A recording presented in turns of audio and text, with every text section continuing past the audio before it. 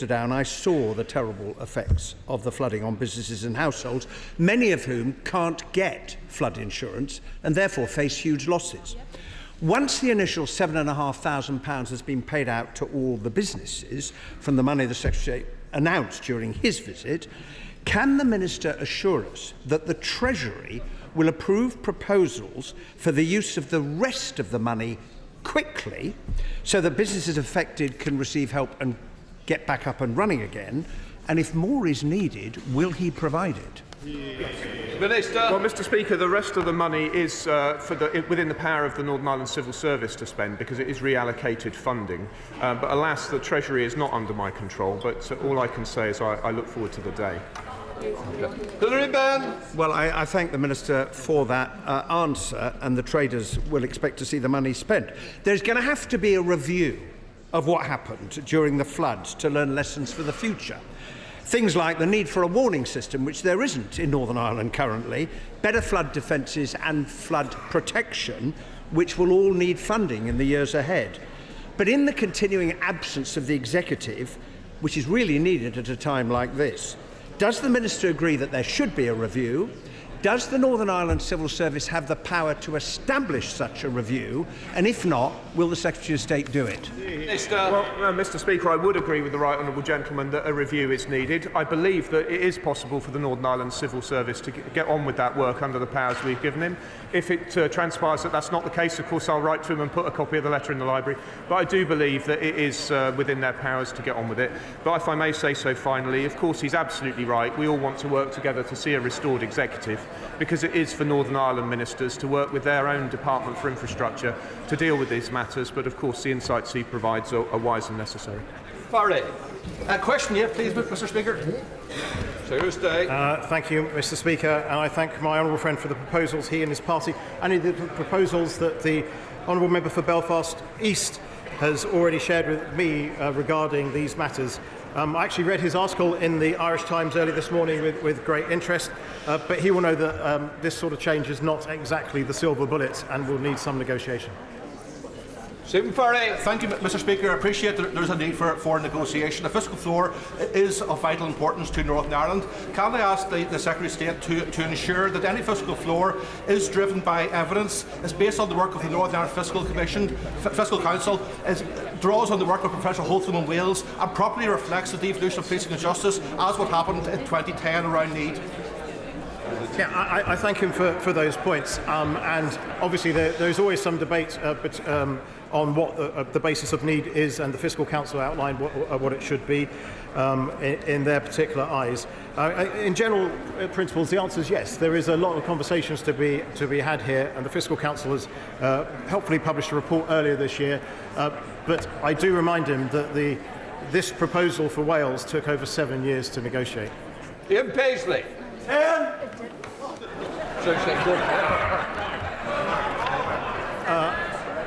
Bingo. Mr. Speaker, just to update the House, Sir Declan Morgan and Peter Sheridan have been identified as Chief Commissioner Designate and Commissioner for Investigations Designate respectively. Sir Declan commenced work in June and Peter Sheridan is due to start in December. Formal appointments will only take place once the Independent Commission for Reconciliation and Information Recovery is legally established. The Commissioner Designate and I have been in contact about a range of issues, mainly through correspondence, including in leading the search for remaining commissioners. Ian Paisley. Thank you, Mr. Speaker. I'm sure the Secretary of State will take the opportunity to raise the numerous crimes committed in the Republic of Ireland against Northern Ireland and to challenge them over state-sponsored terrorism there when those meetings finally take place. On the issue of his numerous meetings, I believe dozens of meetings now with Sinn Féin, can the Secretary of State explain to the House if he has taken the opportunity to challenge Sinn Féin about their boycott of the institutions here, and when is he asking them to come back here and do their job here? Mr. Speaker, I meet with all the political parties, as you would expect me to, and their party leaders in Northern Ireland and indeed here where their party leaders exist. Everybody knows the views of this government about people who do not turn up and take the oath in this place, but I do have to work with all parties and will continue to do so as we move forward. Jim Shannon. Question number 12. Minister. Mr Speaker, pay policy in Northern Ireland is a devolved matter and it's not for the government to be making these decisions. I'm sure the honourable gentleman would agree with me that decisions on these matters should be made by a Northern Ireland executive with ministers returned. Shannon. I know the Minister for State for Northern Ireland has a deep interest in the affairs of Northern Ireland, but also when it comes to wages for classroom assistants. Only last week, thousands of non-teaching staff have gone on strike from Northern Ireland schools. This action was called over an escalating row over pay, where thousands of people walked out. Will the Minister of State commit to investigating this in terms of the Barnett consequential as a way forward to ascertain what can be done to support teaching assistants in Northern Ireland? Thank you. Minister. Well, Mr Speaker, I'm very grateful to him for raising this issue. I can tell him that we're actively considering representations made by trade unions. He raises a very, very important point, and as I say, I know he understands it is a matter for the executive, and I hope that he and I one day will be able to celebrate some progress on these issues. On the outset. Question 13, Mr Speaker. Secretary of State. With permission, Mr Speaker, I'll answer questions 13 and 14 together in my beautifully tabulated pack. Our focus remains on delivering for the people of Northern Ireland who expect and deserve locally elected decision makers to address the issues that matter to them.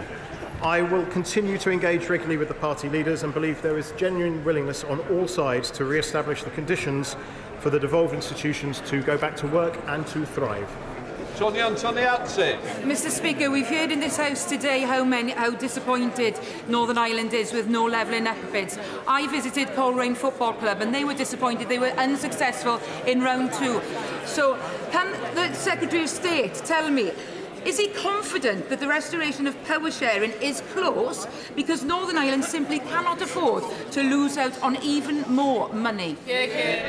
I'm glad she went to Coleraine Football Club. I went there and had a wonderful experience with a great football team. I'd have loved to have refereed personally, but it's just the way it was. I wasn't able to do that. But absolutely, I do believe we are moving closer to a decision point. But there are still continued discussions to be had, and they are continuing at pace, but at length. Sir Robert Goodwill. We've already heard today examples of how the people of Northern Ireland are disadvantaged by the lack of a functioning executive, and I would add to that list the deployment of the apprenticeship levy and reform of the renewable heat incentive.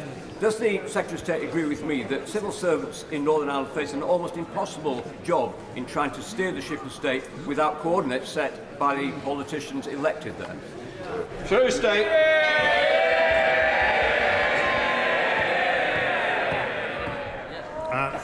I thank the Right Honourable Gentleman for his question and his obvious popularity in the House. I obviously agree with the Right Honourable Gentleman. He is completely correct. There are a whole host of issues that actually do require elected ministers in Northern Ireland to take their place and take. But I'd like to place on record my thanks to the Northern Ireland Civil Service for the work they've been doing in such circumstances with the limited guidance we've given them, because they have been doing a sterling job on behalf of the people of Northern Ireland. We now come to Prime Minister's questions. Kirstin Oswald. Question 1, Mr Speaker. Minister.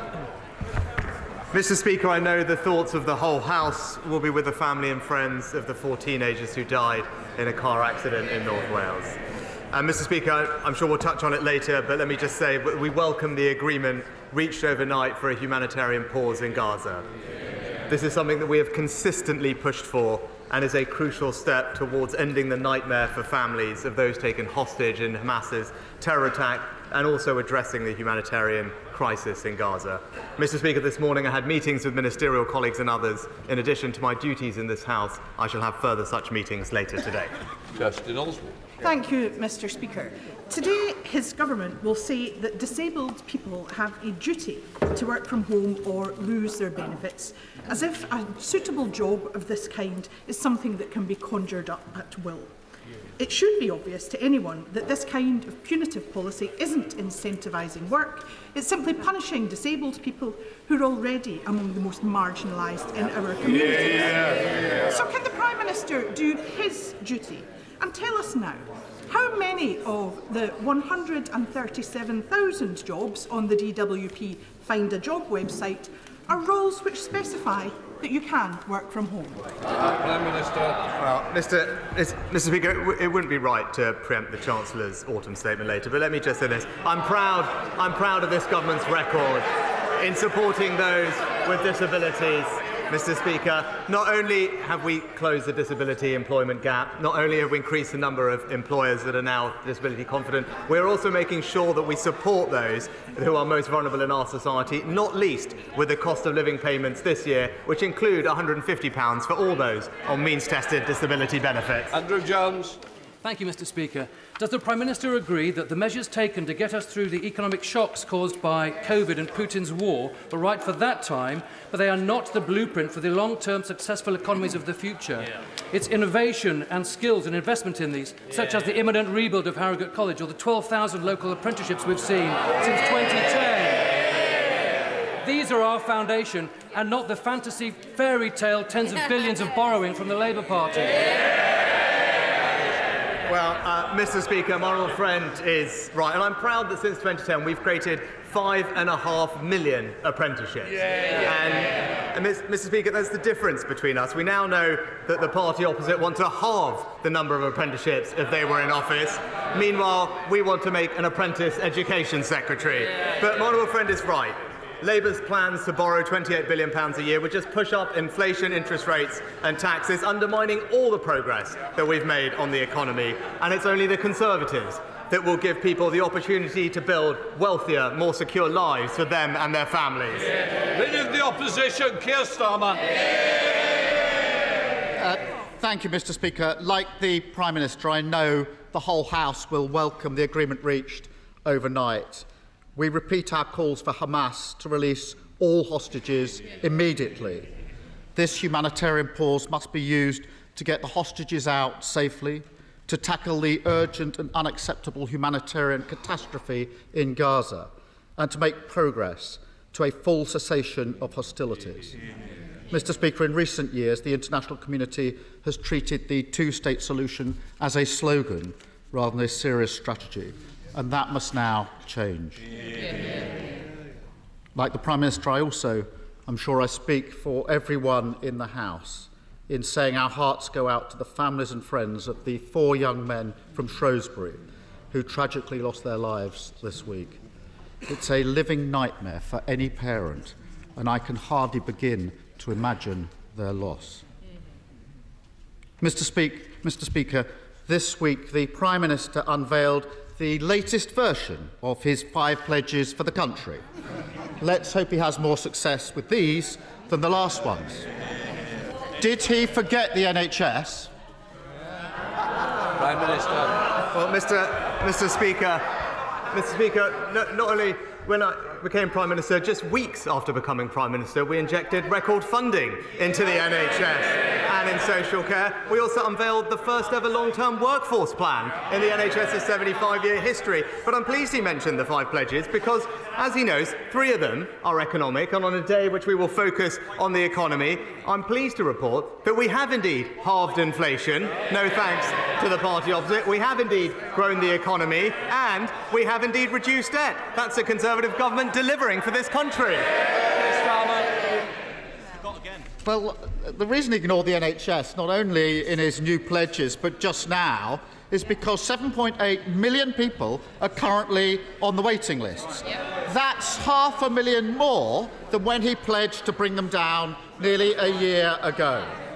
And the Prime Minister just claimed that this is all about economic growth. So let me ask him, if a labourer or a care worker is forced to wait a year for an operation, how are they meant to help grow the economy?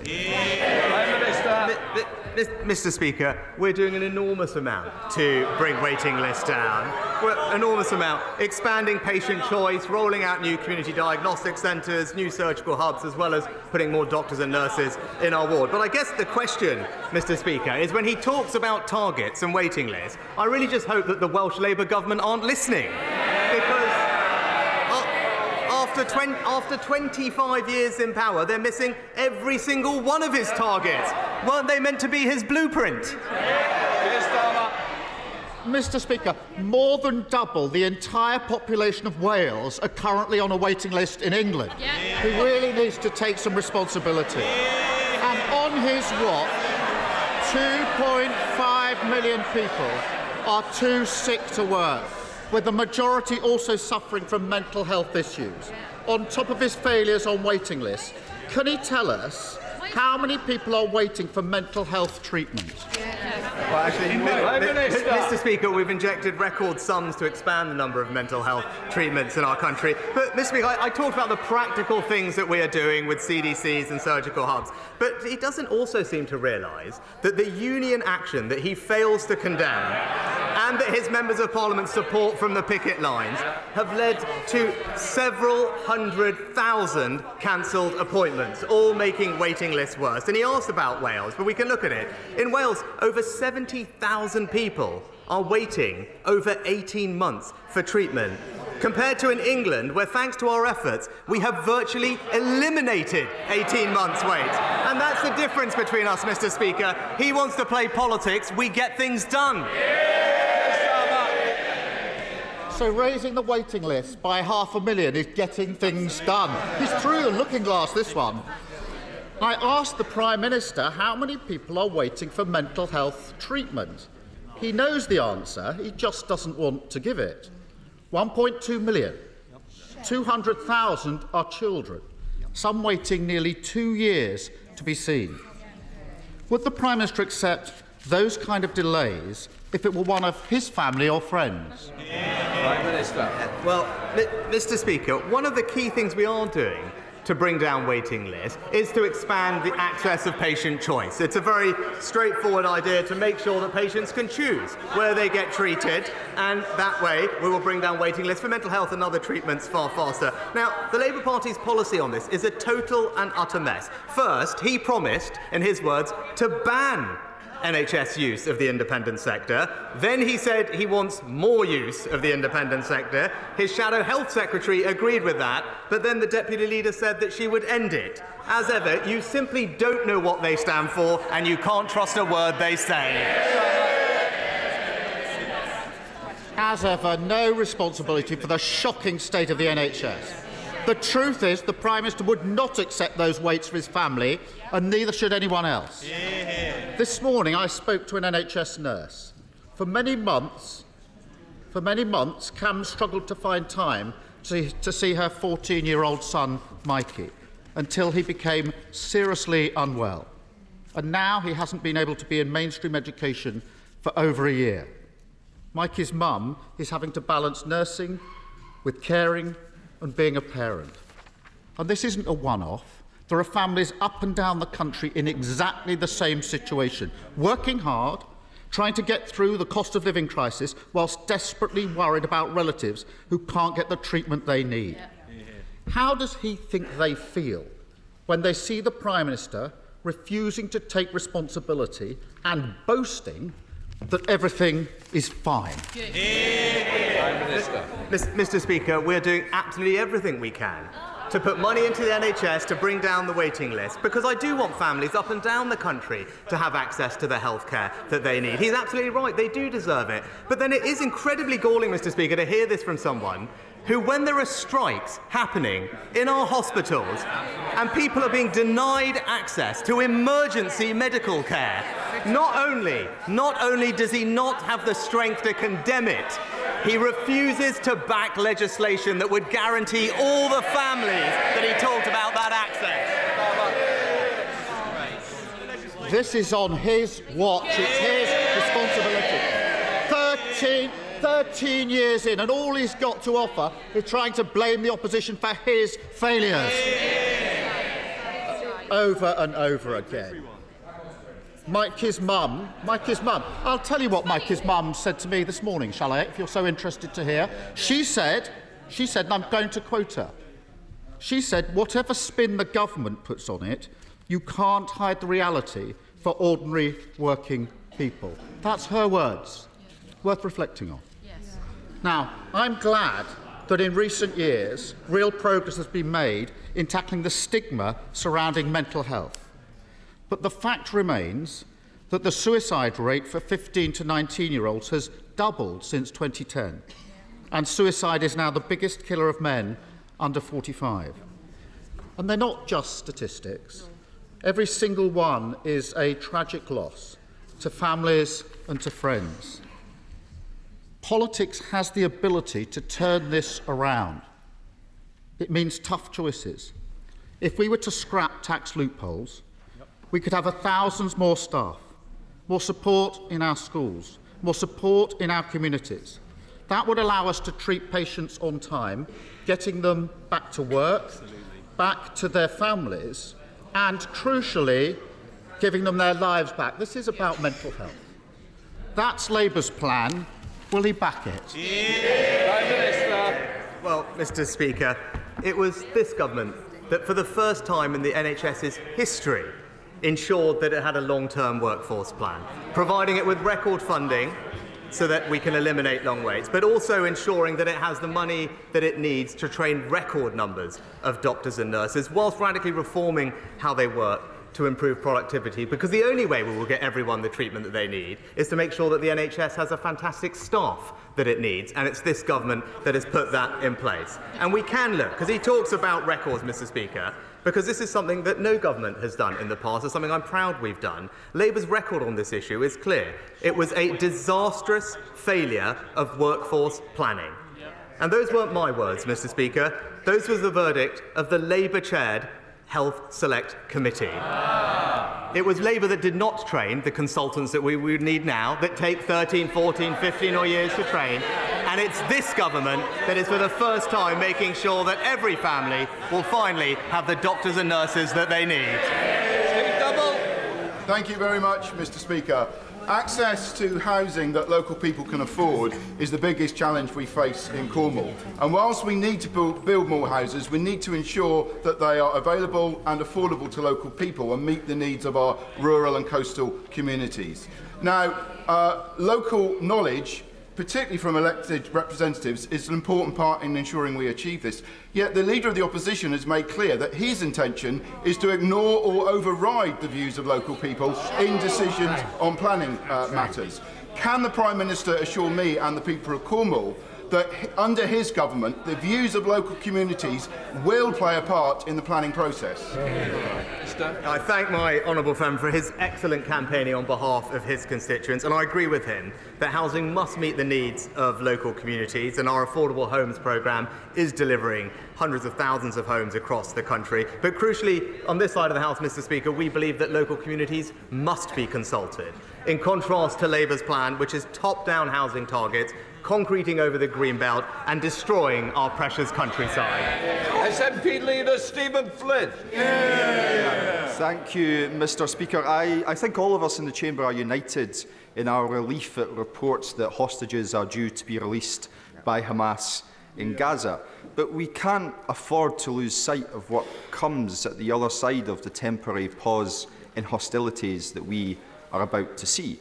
At the end of 4 days, do we simply see the return to the killing of children in Gaza every 10 minutes?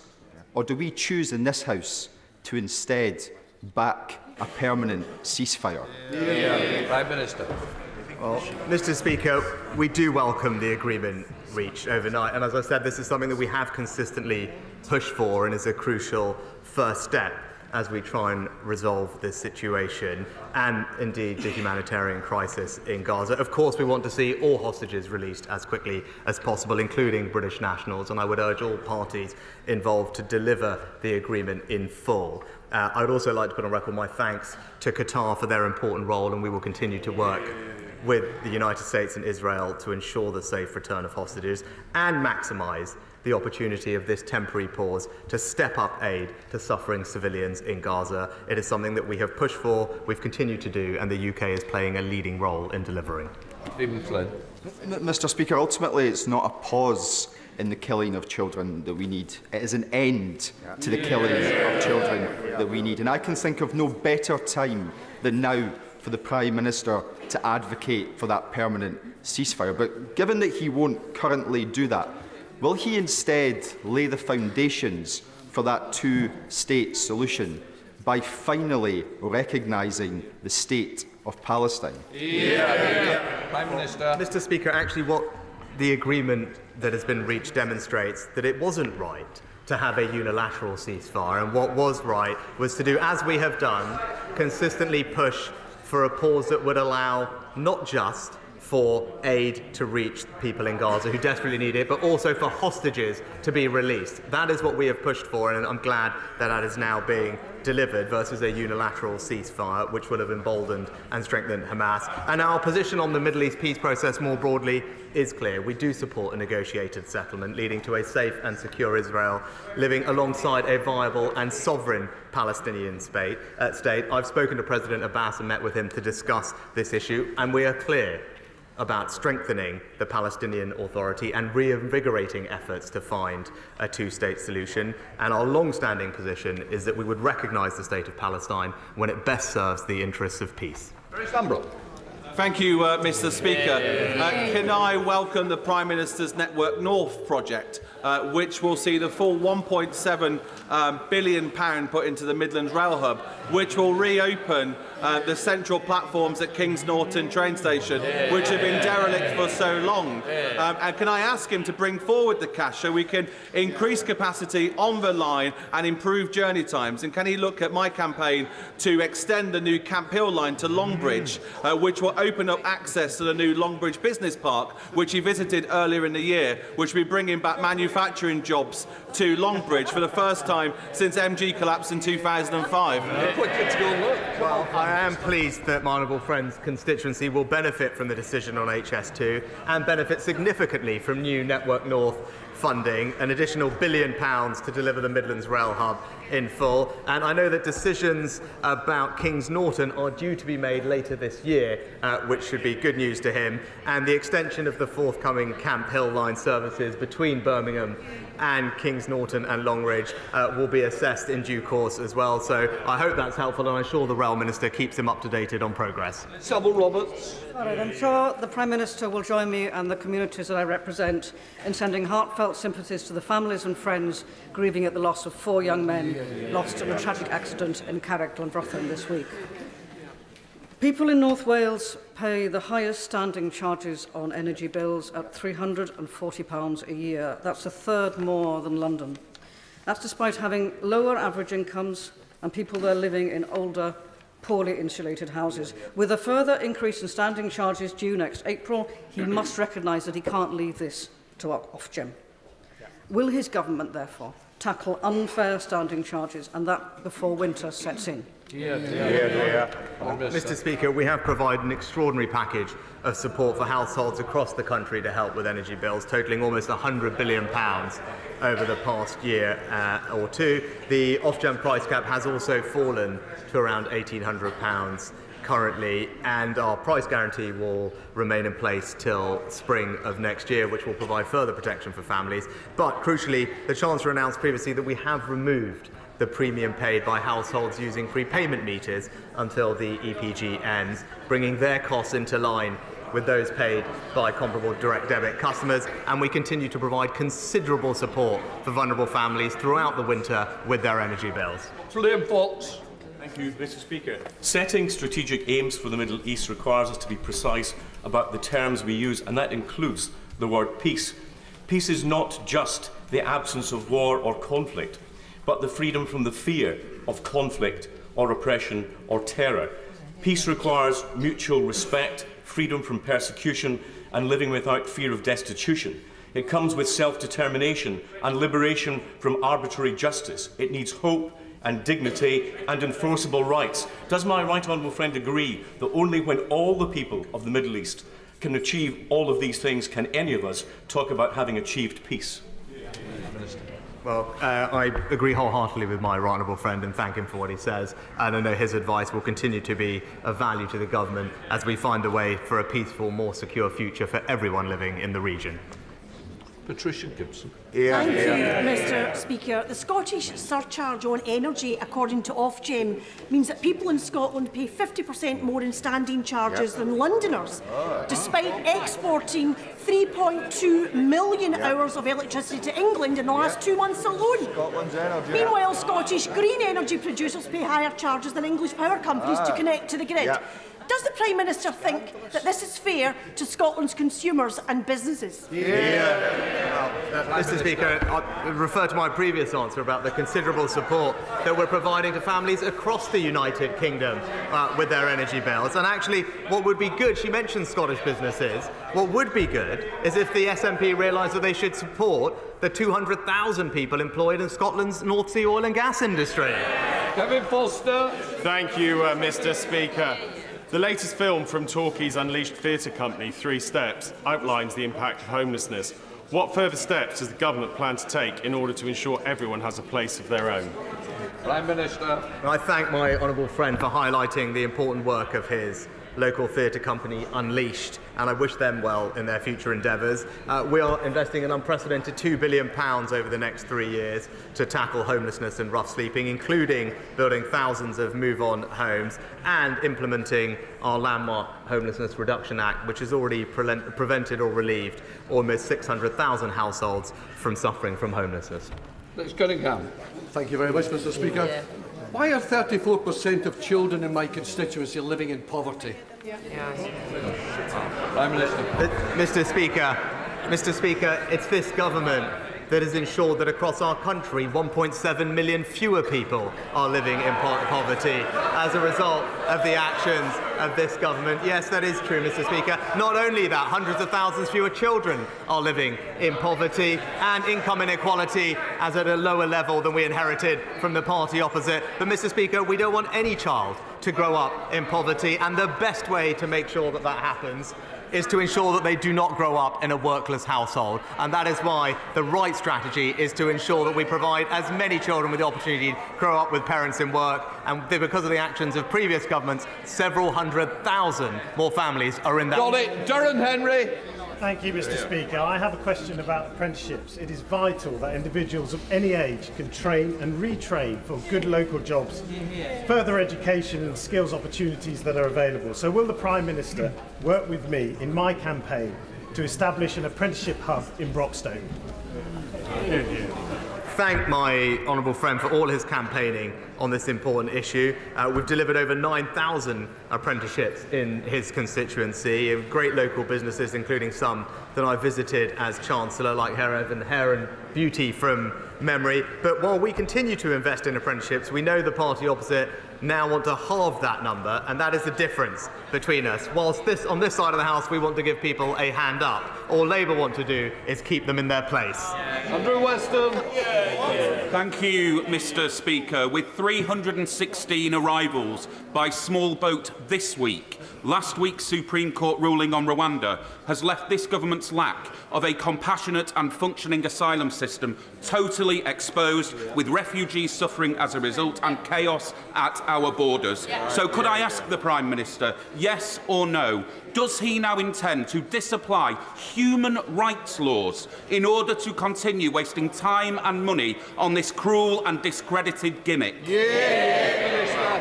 Mr Speaker, I'm glad the honourable gentleman mentioned the small boats arrivals. I'm pleased to tell him that thanks to the actions of this government, the number of arrivals are down by over 33% so far this year. No thanks to the party opposite that has opposed each and every single measure we have taken to stop the boats. Jason McCartney.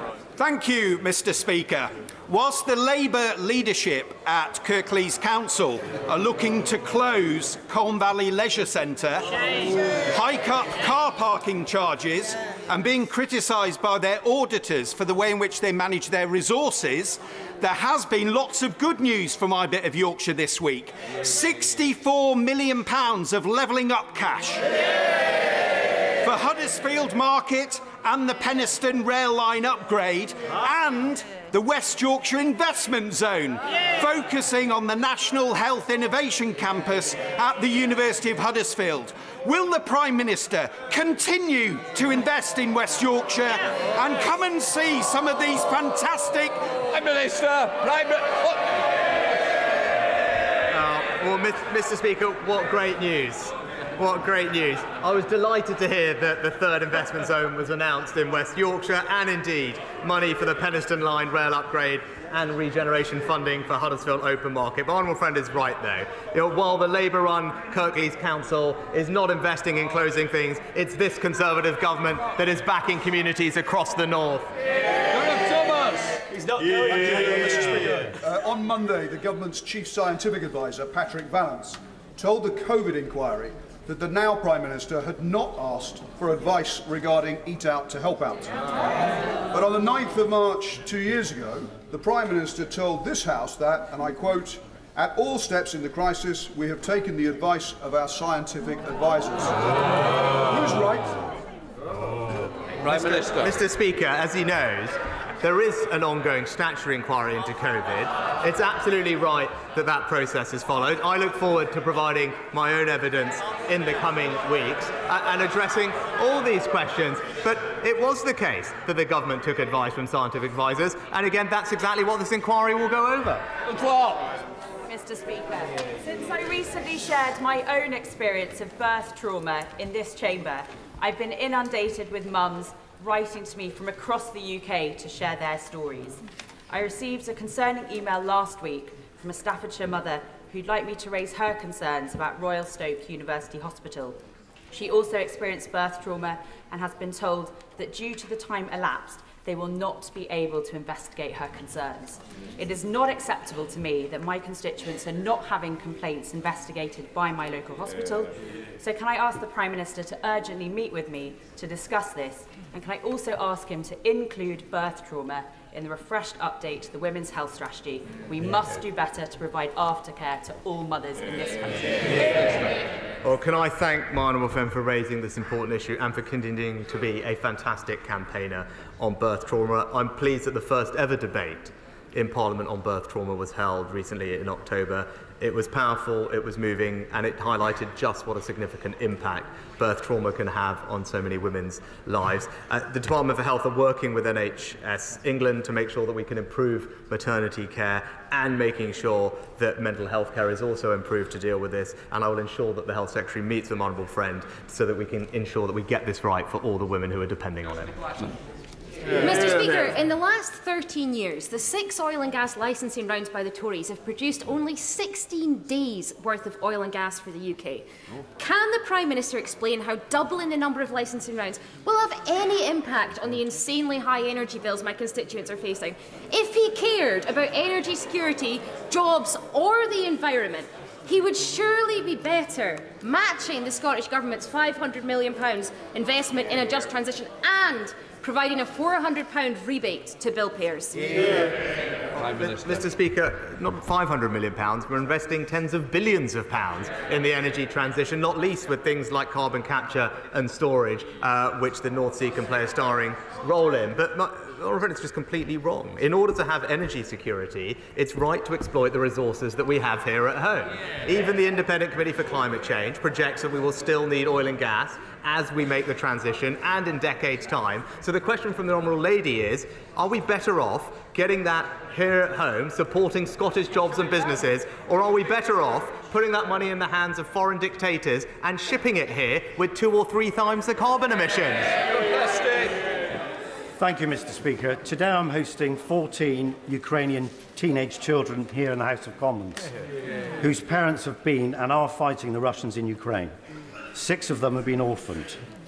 They are up in the gallery, but they will also be in the IPU room from 1 till 2:30 this afternoon. So I know it's a busy and important day, but all colleagues are welcome to drop by if they are able.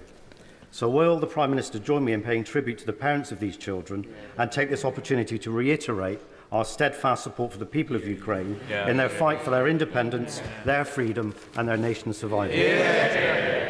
Well, I do join my honourable friend in paying tribute to the parents of these children and many others, but also to take the opportunity to say that whilst events in the Middle East have been dominating the headlines, I can assure my honourable friend that we and our allies are steadfast in our resolve to support Ukraine for as long as it takes for them to achieve victory. And that's why the Foreign Secretary visited both Kyiv and Odessa last week, confirmed the UK's continued unwavering support for the Ukraine.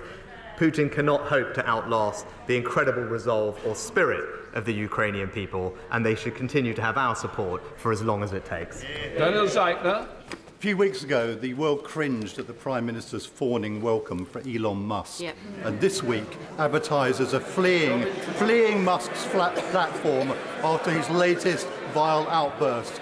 So what exactly did the Prime Minister think he might learn from an unelected, super-rich individual who'd taken over a once successful organisation and plunged it into a death spiral? Mr. Speaker, it is striking. It is striking from the honourable member from Cambridge, of all places, to absolutely not understand the importance of technology sectors and companies to the growth of our economy. Absolutely extraordinary. It actually illustrates everything that is wrong with Labour's approach to our economy, Mr. Speaker. What the rest of the world saw was the UK playing a lead in defining the regulations and approach to a technology that is going to transform how we live. It was a great example of the UK leading the way, an enormous tribute to our incredible entrepreneurs and businesses, many of which are being poorly represented by him and his constituency.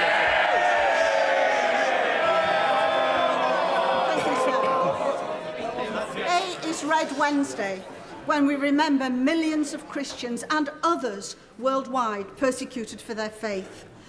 People like Margaret Atta, a nurse, a lovely young mother of 4, here today from Nigeria, who hid behind the altar as her church service was attacked. 100 were injured, 41 killed that day simply for being in church. Margaret lost both legs and an eye. And thousands more suffer similarly in Nigeria each year. So does the Prime Minister agree that the best way we could honour Red Wednesday today is to commit to quickly implementing the good words of the new International Development White Paper published yesterday to ensure UK development policies going forward are inclusive of those marginalised for their religion or beliefs? Prime Minister. Can I thank my honourable friend for her continuing dedication as my special envoy for this vital issue. Red Wednesday is an important moment to demonstrate our solidarity with Christians and all those persecuted around the world for their religion or belief. And marking this event annually was just one of the recommendations in the Bishop's report. And I'm pleased that today we will light up FCDO buildings in the UK in red in support. And I'm also pleased to say that we've taken forward all 22 recommendations in a way that we believe is making a real change for those persecuted for their religion or belief. That completes Prime Minister's questions. Before I call the Chancellor, it may help the House if I set out how proceedings on the autumn statement will unfold. Once the Chancellor has delivered his statement, copies of the resolutions relating to the statement will be made available in the Vote Office and online. I will then call the Shadow Chancellor and other honourable members to ask questions. This will follow the usual pattern for a ministerial statement. At the end of questions on the statement, the Chancellor will be called to move a motion under Section 5 of the Provisional Collection of Taxes Act 1968. The question on this motion must be put without debate. We will then proceed to do the debate on the autumn statement resolutions. A minister will move the first of the resolutions and open the debate. Debate will take place over 3 days, concluding on Monday. At the end of the debate on Monday, the question on the first of the resolutions will be disposed of, and the questions on the remaining resolutions will then be taken formally without further debate. I now call the Chancellor to make the autumn statement.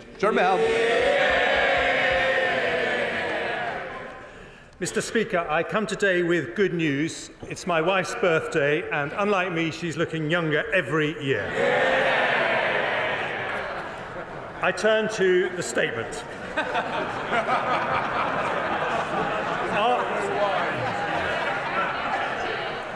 After a global pandemic and energy crisis, we have taken difficult decisions to put our economy back on track. We've supported families with rising bills, cut borrowing and halved inflation. Rather than a recession, the economy has grown. Rather than falling as predicted, real incomes have risen. Our plan for the British economy is working, but the work is not done. Others proposed a more short-term approach, but we have not made unaffordable pay offers to the unions. We have not stopped new oil and gas exploration, and we have not increased borrowing by £28 billion a year. That would have pushed inflation up just when we need to bring it down. Instead, under this Prime Minister, we take decisions for the long term. In today's autumn statement for growth, our choice is not big government, high spending and high tax, because we know that leads to less growth, not more. Instead, we reduce debt, cut taxes and reward work. We deliver world-class education. We build domestic sustainable energy, and we back British business with 110 growth measures. Don't worry, I'm not going to go through them all, but well, I will if you like. But in summary, Mr. Speaker, they remove planning red tape, they speed up access to the national grid, they support entrepreneurs raising capital, they get behind our fastest growing industries, they unlock foreign direct investment, they boost productivity, they reform welfare, they level up opportunity to every corner of the country, and they cut business taxes. The Office for Budget Responsibility say that the combined impact of these measures will raise business investment, get more people into work, reduce inflation next year and increase GDP. But Conservatives also know that a dynamic economy depends on the energy and enterprise of people more than any diktats or decisions by ministers. So today's measures do not just remove barriers to investment, they reward effort and work. And I'll go through the measures in three parts. In the first, I'll use updated OBR forecasts to show the progress we're making against the Prime Minister's economic priorities. The second part sets out growth measures to back British business. Finally, I conclude with measures to make work pay. Before I start with the forecasts, I want to express my horror at the murderous attack on Israeli citizens on October the 7th and the subsequent loss of life on both sides. I will remember for the rest of my life, as I know many other honourable members will, being taken to Auschwitz by Rabbi Barry Marcus and the remarkable Holocaust Educational Trust. But I'm deeply concerned about the rise of anti-Semitism in our country. So I'm announcing up to £7 million over the next 3 years for organisations like the Holocaust Education Trust to tackle anti-Semitism in schools and universities. I will also repeat the £3 million uplift to the Community Security Trust. When it comes to anti-Semitism and all forms of racism, we must never allow the clock to be turned back. I now move on to the OBR's economic and fiscal forecasts. And I thank Richard Hughes and his team for their sterling work in preparing them.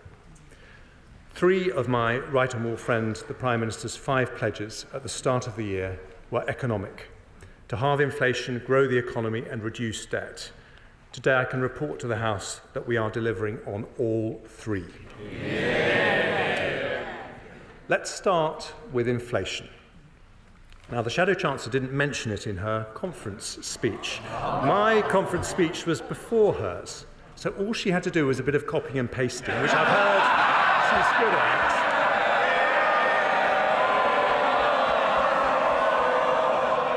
But it speaks volumes that during the worst global inflation shock for a generation, it didn't even get a mention. Well, if controlling inflation isn't a priority for Labour, it is for us. When the Prime Minister and I took office, inflation was 11.1%. Last week it fell to 4.6%. We promised to halve inflation and we have halved it. Core inflation is now lower than in nearly half the economies in the EU, and the OBR say that headline inflation will fall to 2.8% by the end of 2024 before falling to the 2% target in 2025. I will not take risks with inflation, and the OBR confirm that the measures I take today make inflation lower next year than it would otherwise have been. I thank the Independent Bank of England Monetary Policy Committee for their crucial role in bringing inflation down, and we will continue to back them to do whatever it takes until the job is done. But as we do, we will continue to support families in difficulty. And today I add 4 further measures to help with the cost of living. Firstly, for those on the lowest incomes, I understand the concerns some have about the effect on work incentives of matching benefit increases to inflation. I know there's been some speculation that we would increase benefits next year by the lower October figure for inflation, but cost of living pressures remain at their most acute for the poorest families. So instead, the government has decided to increase universal credit and other benefits from next April by 6.7% in line with September's inflation figure, an average increase of £470 for 5.5 million households next year. Vital support to those on the very lowest incomes from a compassionate Conservative government. Second, because rent can constitute more than half the living costs of private renters on the lowest incomes, I've listened closely to many colleagues, as well as the Institute for Fiscal Studies, the Resolution Foundation, Citizens Advice UK, and the Joseph Rowntree Foundation, who said that unfreezing the local housing allowance was an urgent priority. I will therefore increase the local housing allowance rate to the 30th percentile of local market rents. This will give 1.6 million households an average of £800 of support next year. Third, although I'm going to increase duty on hand-rolling tobacco by an additional 10% above the tobacco duty escalator, I know that for many people, going to the pub has become more expensive. I've listened closely to the persuasive arguments on alcohol duties from my honourable friend for Murray and my right honourable friend for Dumfriesshire, Clydesdale and Tweedsdale, fierce champions of the Scotch whisky industry. I've also listened to defenders of the great British pint, such as my right honourable friends for the Vale of Glamorgan and Buckingham, in my own constituency to Councillor Jane Austen, who is a big supporter of the Jolly Farmer pub in Bramley, and indeed to the Sun newspaper. So, as well as confirming our Brexit pubs guarantee, which means the duty on a pint is always lower than in the shops, I have decided to freeze all alcohol duty until August the 1st next year. That means no increase in duty on beer, cider, wine or spirits. Finally, pensioners. The triple lock has helped lift 250,000 older people out of poverty since it was instituted by a Conservative government in 2011. It's been a lifeline for many during a period of high inflation. There have been reports that we would uprate it by a lower amount to smooth out the effect of high public sector bonuses in July, but that would have been particularly difficult for 1 million pensioners whose only income is from the state. So instead, today we honour our commitment to the triple lock in full. From April 24, we will increase the full new state pension by 8.5% to £221.20 a week, worth up to £900 more a year. This is one of the largest ever cash increases to the state pension, showing a Conservative government will always back our pensioners. Including today's measures, our total commitment to easing cost of living pressures has risen to £104 billion. That includes paying around half the cost of the average energy bill since last October, and amounts now to an average of £3,700 per household. We are able to do that only because we reduced the deficit by 80% ahead of the pandemic, which the party opposite might reflect on, having opposed us every step of the way. Next, I turn to my right honourable friend, the Prime Minister's pledge to reduce debt. Before I took difficult decisions in last year's autumn statement, debt was predicted to rise to almost 100% of GDP by the end of the forecast. Since then, the economy has outperformed expectations, and I've taken difficult decisions to reduce borrowing. As a result, headline debt is now predicted to be 94% of GDP by the end of the forecast. The OBR today forecast underlying debt will be 91.6% of GDP next year, 92.7% in 24-5, 93.2% in 26-7, before declining in the final 2 years of the forecast to 92.8% in 28-29. That is lower in every year compared to forecasts in the spring. We therefore meet our fiscal rule to have underlying debt falling as a percentage of GDP in the final year of the forecast, with double the headroom compared to the OBR's March forecast. And we will continue to have the second lowest government debt in the G7, lower than the United States, Canada, France, Italy or Japan. I turn to borrowing. The Right Honourable Lady opposite said when it comes to borrowing, she will take it up to £28 billion a year. Take it up, Mr. Speaker. Indeed, she has opposed every decision we have made to reduce our borrowing. But, Mr. Speaker, this side of the House will bring borrowing down because, as the late Lord Lawson said, borrowing is just a deferred tax on future generations.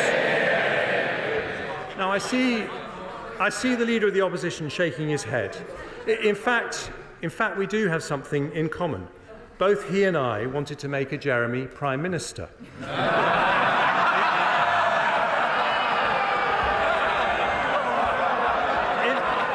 In fairness, his party and mine are probably equally relieved we failed. But whereas this Jeremy is growing the economy, his Jeremy would have crashed it. And the numbers...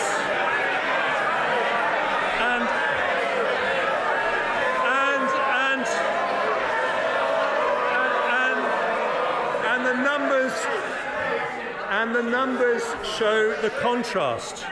According to the OBR, borrowing is lower this year and next, and on average across the forecast by 0.7 billion every year compared to the spring budget forecast. It falls from 4.5% of GDP in 23-4 to 3%, 2.7%, 2.3%, 1.6% and 1.1% in 28-29. That means we also meet our second fiscal rule, that public sector borrowing must be below 3% of GDP, not just by the final year, but in almost every year of the forecast. Some of this improvement is from higher tax receipts from a stronger economy, but we also maintain a disciplined approach to public spending. As I set out in the spring budget, resource spending will increase by 1% a year from 25.6 in real terms, and we are sustaining the record 2020 increase in capital spending in cash terms until the end of the forecast. Within this, we will meet our NATO commitment to spend 2% of GDP on defence, critical at a time of global threats to the international order, most notably from Putin's evil war in Ukraine. We also support a group of people to whom we owe our freedom, our brave veterans. I will extend national insurance relief for employers of eligible veterans for a further year and provide £10 million to support the Veterans, Places, Pathways and People programme, and I thank our excellent Veterans Minister for his championing of their cause. We have shown that we are prepared to increase funding for vital public services, with record numbers of police officers, doctors, nurses and teachers. We're nearly doubling the numbers of doctors and nurses we train, having given the NHS its first ever long-term workforce plan, as I promised to do a year ago. We're also tackling the biggest single preventable cause of mortality the NHS has to deal with by bringing forward plans for a smoke-free generation. But alongside extra funding and support, we need to see reform. We need a more productive state, not a bigger state. And that is why I want the public sector to increase productivity growth by at least 0.5% a year, the level at which the size of our state starts to reduce as a proportion of GDP. I've already announced plans to cap and reduce the size of the civil service to pre-pandemic levels. Today, I pay tribute to my friend, the former Chief Secretary of the Treasury, the Right Honourable Member for Salisbury, who started our brilliant public sector productivity programme. It will now be pursued by his formidable successor, the Right Honourable Member for Sevenoaks, who has already been with me to meet police, fire and ambulance personnel to understand why bureaucracy is holding them back. And through this vital work, we will ensure that over time, the growth in public spending is lower than the growth in the economy, whilst always protecting the services the public value. And I will also provide HMRC with the resources they need to ensure everyone pays the tax they owe, raising an additional £5 billion across the forecast period. My right honourable friend also promised to grow the economy. Since 2010, despite inheriting what was then the worst recession since the Second World War, Conservative administrations have presided over faster growth than many of our major competitors, including Spain, Italy, France. Well, they don't like to hear this, but let me tell them the list. Spain, Portugal, France, Italy, Netherlands, Austria, Germany, Japan. We've grown faster than all of them since 2010. But all those countries have faced a pandemic and an energy shock, and as a result, last autumn, the OBR forecast a recession in which the economy was forecast to shrink by 1.4% this year. Instead, it grew. In fact, it's grown faster than the euro area. Revised numbers from the ONS now say the economy is 1.8% larger than pre-pandemic.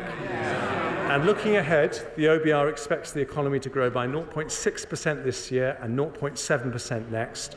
After that, growth rises to 1.4% in 25, then 1.9%, 2% and 1.7% in 28. If we want those numbers to be higher, we need higher productivity. The private sector is more productive in countries like the United States, Germany and France because it invests more, on average 2 percentage points more of GDP every year. The 110 measures I take today help close that gap by boosting business investment by £20 billion a year. They do not involve borrowing more and ramping up debt, as some advocate. Instead, they unlock investment with supply-side reforms that back British business in the following areas. First, skills. No economy can prosper without investing in the potential of its people. Despite strong opposition, we took difficult decisions to reform our schools. England's 9 to 10-year-olds are now the 4th best readers in the world, and since 2015, our 15 to 16-year-olds have risen 7 places in the OECD rankings for maths, not least thanks to the efforts of the brilliant Right Honourable Member for Bognor Regis and Littlehampton. But 9 million adults in England still have low basic literacy or numeracy skills. So last month, the Prime Minister set out the new Advanced British Standard to ensure all school leavers reach minimum standards in maths and English. And while the party opposite wants to reduce the number of apprentices, we want to increase them. So, following engagement with Make UK and others, I'm announcing a further £50 million of funding over the next 2 years to pilot ways to increase the number of apprentices in engineering and other key growth sectors where there are shortages. Next, planning. It takes too long. There's 110 of these measures, so just be patient, folks. I move on to planning. It takes too long to approve infrastructure projects and business planning applications. Many businesses say they would be willing to pay more if they knew their application would be approved faster. So from next year, working with the Community Secretary, I will reform the system to allow local authorities to recover the full costs of major business planning applications in return for being required to meet guaranteed faster timelines. If they fail, fees will be refunded automatically with the application being processed free of charge. A prompt service or your money back just as would be the case in the private sector. Now, many planning applications are for house building. The leader of the opposition told us he wanted to be a builder, not a blocker. It didn't last long. Just a few months later, Labour blocked reforms to the rules on nutrient neutrality, shamelessly preventing 100,000 houses from being built. Conservatives, on the other hand, are the builders, with more homes being completed in 21-22 than any single year of the last Labour government. And today we take further decisions to unlock the building of more homes. We'll invest £110 million over this year and next to deliver high-quality nutrient mitigation schemes, unlocking 40,000 homes. We'll invest £32 million to bust the planning backlog and develop fantastic new housing quarters in Cambridge, London and Leeds, which will lead to many thousands of additional dwellings. We'll allocate £450 million to the Local Authority Housing Fund to deliver 2,400 new homes, and we'll consult on a new permitted development right to allow any house to be converted into 2 flats, provided the exterior remains unaffected. It's also taking too long for clean energy businesses to access the electricity grid. So after talking to businesses such as National Grid, Octopus Energy and SSE, we today publish our full response to the Windsor Review and Connections Action Plan. These measures will cut grid access delays by 90% and offer up to £10,000 off electricity bills over 10 years for those living closest to new transmission infrastructure. Taken together, these planning and grid reforms are estimated to accelerate around £90 billion of additional business investment over the next 10 years.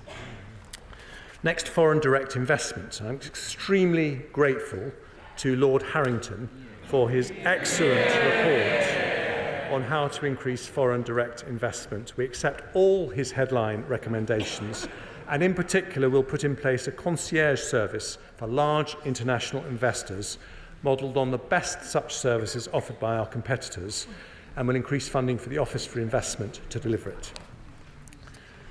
I now turn to reforms to pension funds that will increase the flow of capital going to our most promising growth companies in a way that also improves outcomes for savers. I'll take forward my Mansion House reforms, starting with measures to consolidate the industry. By 2030, the majority of workplace DC savers will have their pension pots managed in schemes over £30 billion, and by 2040, all local government pension funds will be invested in pools of £200 billion or more. I'll support the establishment of investment vehicles for pension funds to use, including through the LIFTS competition, a new growth fund run by the British Business Bank, and opening the PPF as an investment vehicle for smaller DB pension schemes. I will also consult on giving savers a legal right to require a new employer to pay pension contributions into their existing pension pot if they choose, meaning people can move to having one pension pot for life. These reforms could unlock an extra £75 billion of financing for high-growth companies by 2030 and provide an extra £1,000 a year in retirement for an average earner saving from 18. Alongside this, I'm also proposing further capital market reforms to boost the attractiveness of our markets and make sure the UK remains one of the most attractive places to start, grow and list a company. And as part of this, I will explore options for a NatWest retail share offer in the next 12 months, subject to market conditions and achieving value for money. It's time to get Sid investing again. Yeah. Next, I move on to measures to support our most innovative industries. In the last decade, under Conservatives, we have grown to become the third largest technology sector in the world, double the size of Germany, 3 times the size of France, the biggest life science industry in Europe, Europe's third largest generator of renewable electricity after Germany and Norway, and the 8th largest manufacturer in the world. When it comes to tech, we know that AI will be at the heart of any future growth. I want to make sure our universities, scientists and startups can access the compute power they need. So building on the success of the supercomputing centres in Edinburgh and Bristol, I'll invest a further £500 million over the next 2 years to fund further innovation centres to help make us an AI powerhouse. Our creative industries already support Europe's largest film and TV sector. This year's all-Californian blockbuster Barbie was filmed in the constituency of the Honourable Member for Watford, where, of course, the sun always shines. I know that even more could be invested in visual effects if we increase the generosity of the film and high-end TV tax credits, so I'll today launch a call for evidence on how to make that happen. British-discovered vaccines and treatments saved more lives across the world during the pandemic than those from any other country, and I'm incredibly proud of our life sciences industry. To further support research and development, I'm creating a new simplified R&D tax relief, combining the existing R&D expenditure credit and SME schemes. I'll also reduce the rate at which loss-making companies are taxed within the merged scheme from 25% to 19%, and lower the threshold for the additional support for R&D intensive loss-making SMEs that I announced in the spring to 30%, benefiting a further 5,000 SMEs. And because 2028 marks the centenary of the invention of penicillin by Alexander Fleming, I'm giving £5 million to Imperial College and Imperial College Healthcare NHS Trust to set up a Fleming Centre to inspire the next generation of world-changing innovations. For our advanced manufacturing and green energy sectors, international investors say the biggest thing we could do is to announce a longer-term strategy for their industries. So with the Secretaries of State for Business and Trade and Energy Security and Net Zero, I'm today publishing those plans. I confirm that we'll make available £4.5 billion of support over the 5 years to 2030 to attract investment into strategic manufacturing sectors. That includes support of £2 billion for zero-emission investments in the automotive sector, something that's been warmly welcomed by Nissan and Toyota, £975 million for aerospace, building on decades of success from firms like Airbus and Rolls-Royce, and £520 million for life sciences to build on the strength of world-class British pharma companies like AstraZeneca and GSK. We'll also provide £960 million for the new Green Industries Growth Accelerator focused on offshore wind, electricity networks, nuclear, CCUS and hydrogen. These targeted investments will ensure the UK remains competitive in sectors where we're already leaders and innovative in sectors where we're not.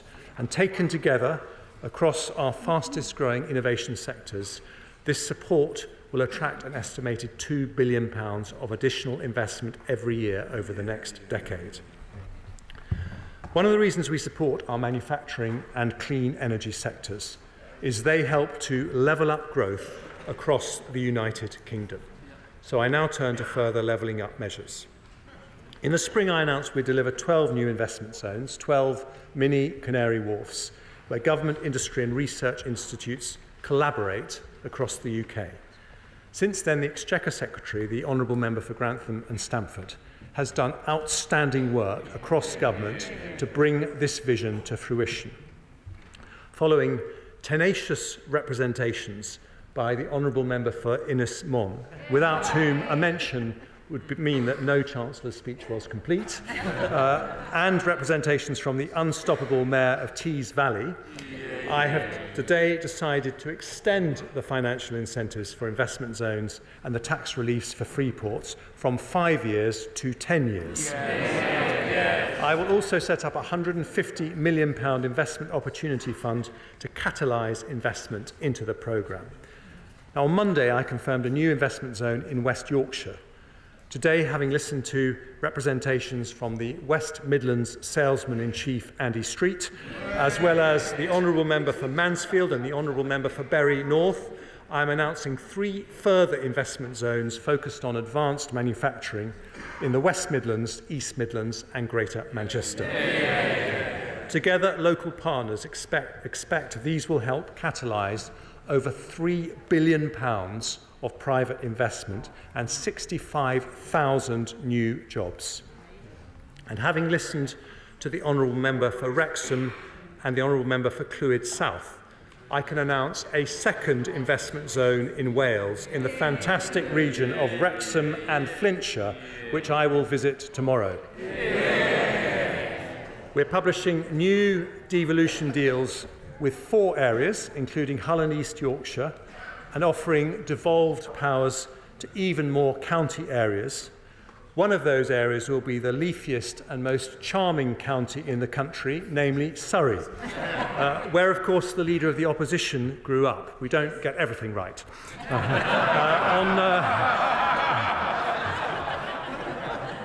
On Monday, we saw the announcement of £1 billion of funding through round 3 of the Levelling Up Fund, supporting projects following the campaigning efforts of the members for Keighley, Dewsbury, Doncaster, Scunthorpe, and, of course, Mr. Speaker, Chorley. I can also confirm that we will proceed with over £50 million of funding for high-quality regeneration projects in communities such as Bolsover, Monmouthshire, Warrington and Eden Valley, all of which have particularly effective local MPs as their champions. And because we are proudly the Conservative and Unionist Party, I'm announcing £80 million for the new Levelling Up partnerships in Scotland, £500,000 to support the Hay Festival in Wales, and £3 million of additional funding to support the successful Tackling Paramilitarism programme in Northern Ireland. Next, small business. I ran my own one for 14 years, and I've always known that every big business was a small business once. The Federation of Small Businesses say the biggest thing I could do to help their members is end the scourge of late payments. The Procurement Act we've passed means that the 30-day payment terms, which are already set for public sector contracts, will automatically apply throughout the subcontract supply chain. But from April 24, I'll also introduce a condition that any company bidding for large government contracts should demonstrate they pay their own invoices within an average of 55 days, which will reduce progressively to 30 days. Any small business will also tell you the biggest frustration they have is the tax you pay before making a penny of profit, not least business rates. Now, the government has already taken a third of properties out of rates completely through small business rates relief. We've frozen the tax rate for the last 3 years at a cost of £14.5 billion. We've removed downwards caps from transitional relief. And for retail, hospitality and leisure businesses, we've introduced a 1-year 75% discount on business rates up to £110,000. And those measures have saved the average independent shop over £20,000. It's not possible to continue with temporary support measures forever. But whilst the standard multiplier, which applies to high-value properties, will rise in line with inflation, I have today decided that we will freeze the small business multiplier for a further year. And following extensive discussions with the FSB and many colleagues in this House, I've also decided to extend the 75% business rates discount for retail, hospitality and leisure for another year. This will save the average independent pub over £12,800 next year, and at a cost of £4.3 billion is a large tax cut which recognises the role of pubs and high street shops in our communities. I thank the members for Stockton South, Barrow and Furness and East Devon for their tenacious campaigning on this issue. And finally, Mr. Speaker, I turn to the smallest of all businesses, those run by the self-employed. These are the people who literally kept our country running during the pandemic. The plumbers who fixed our boilers in lockdowns, the delivery drivers who bought us our shopping, the farmers who kept food on our plates. As part of our plans to grow the economy, I want to reform and simplify taxes paid by the self-employed. So today I'm announcing a major reform of one of those taxes. It's one most people haven't heard of, but it's a big deal for those who have to pay it. Class 2 national insurance is a flat rate, compulsory charge, currently £3.45 a week, paid by self-employed people earning more than £12,570, which gives state pension entitlement. Today, after careful consideration and in recognition of the contribution made by self-employed people to our country, I can announce that we are abolishing Class 2 national insurance altogether, saving the average self-employed person £192 a year. Access to entitlements and credits will be maintained in full, and those who choose to pay voluntarily will still be able to do so. But this change simplifies and cuts tax for nearly 2 million self-employed people, whilst protecting the interest of those on the lowest pay. And because we value their work, I'm taking one further step for the self-employed. They also pay Class 4 national insurance at 9% on all earnings between £12,570 and £50,270. Today, I've decided to cut that tax by 1 percentage point to 8% from April. Taken together with the abolition of the compulsory Class 2 charge, these reforms will save around 2 million self-employed people an average of £350 a year from April. Mr. Speaker, we're backing small business by freezing their business rates, extending retail, hospitality and leisure relief, abolishing compulsory Class 2 national insurance payments and reducing Class 4 national insurance by 1 percentage point in today's autumn statement for growth. Small businesses work so hard for us, and a Conservative government today is working hard for them. I turn now to my final measure to back British business, Mr. Speaker. As I said, since 2010, we have seen the second highest growth in investment of any G7 country. However, if we're to raise productivity, we need to increase business investment further. In 2021, my right honourable friend, the Prime Minister, introduced the super deduction for large businesses to further stimulate business investment. And this spring, I introduced full expensing for 3 years. This means that for every £1 million a company invests, they get £250,000 off their tax bill in the very same year. The CBI, Make UK, the BCC, Energy UK and 200 other business leaders from companies including BT, Openreach, Siemens and Bosch have said that making this measure permanent would be the single most transformational thing I could do for business investment and growth. The Centre for Policy Studies say it would maximise business investment, boost productivity and deliver higher levels of GDP. But because it costs £11 billion a year, I made clear that I would only do so when it was affordable. Well, with inflation halved, borrowing down and debt falling, today I deliver on that promise. I will today make full expensing permanent. That is the largest business tax cut in modern British history. It means we have not just the lowest headline corporation tax rate in the G7, but its most generous capital allowances. The OBR say this will increase annual investment by around £3 billion a year and a total of £14 billion over the forecast period.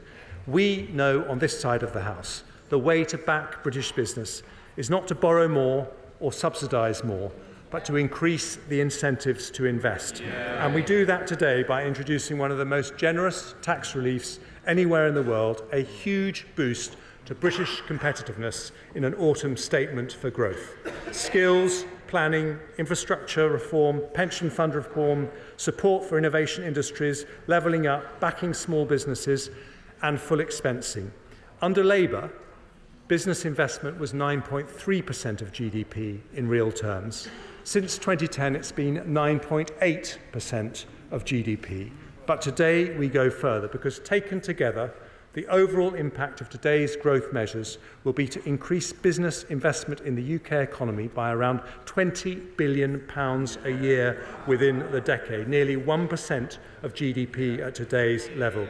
This is the biggest ever boost for business investment in modern times, a decisive step towards closing the productivity gap with other major economies, and the most effective way we can raise wages and living standards for every family in the country.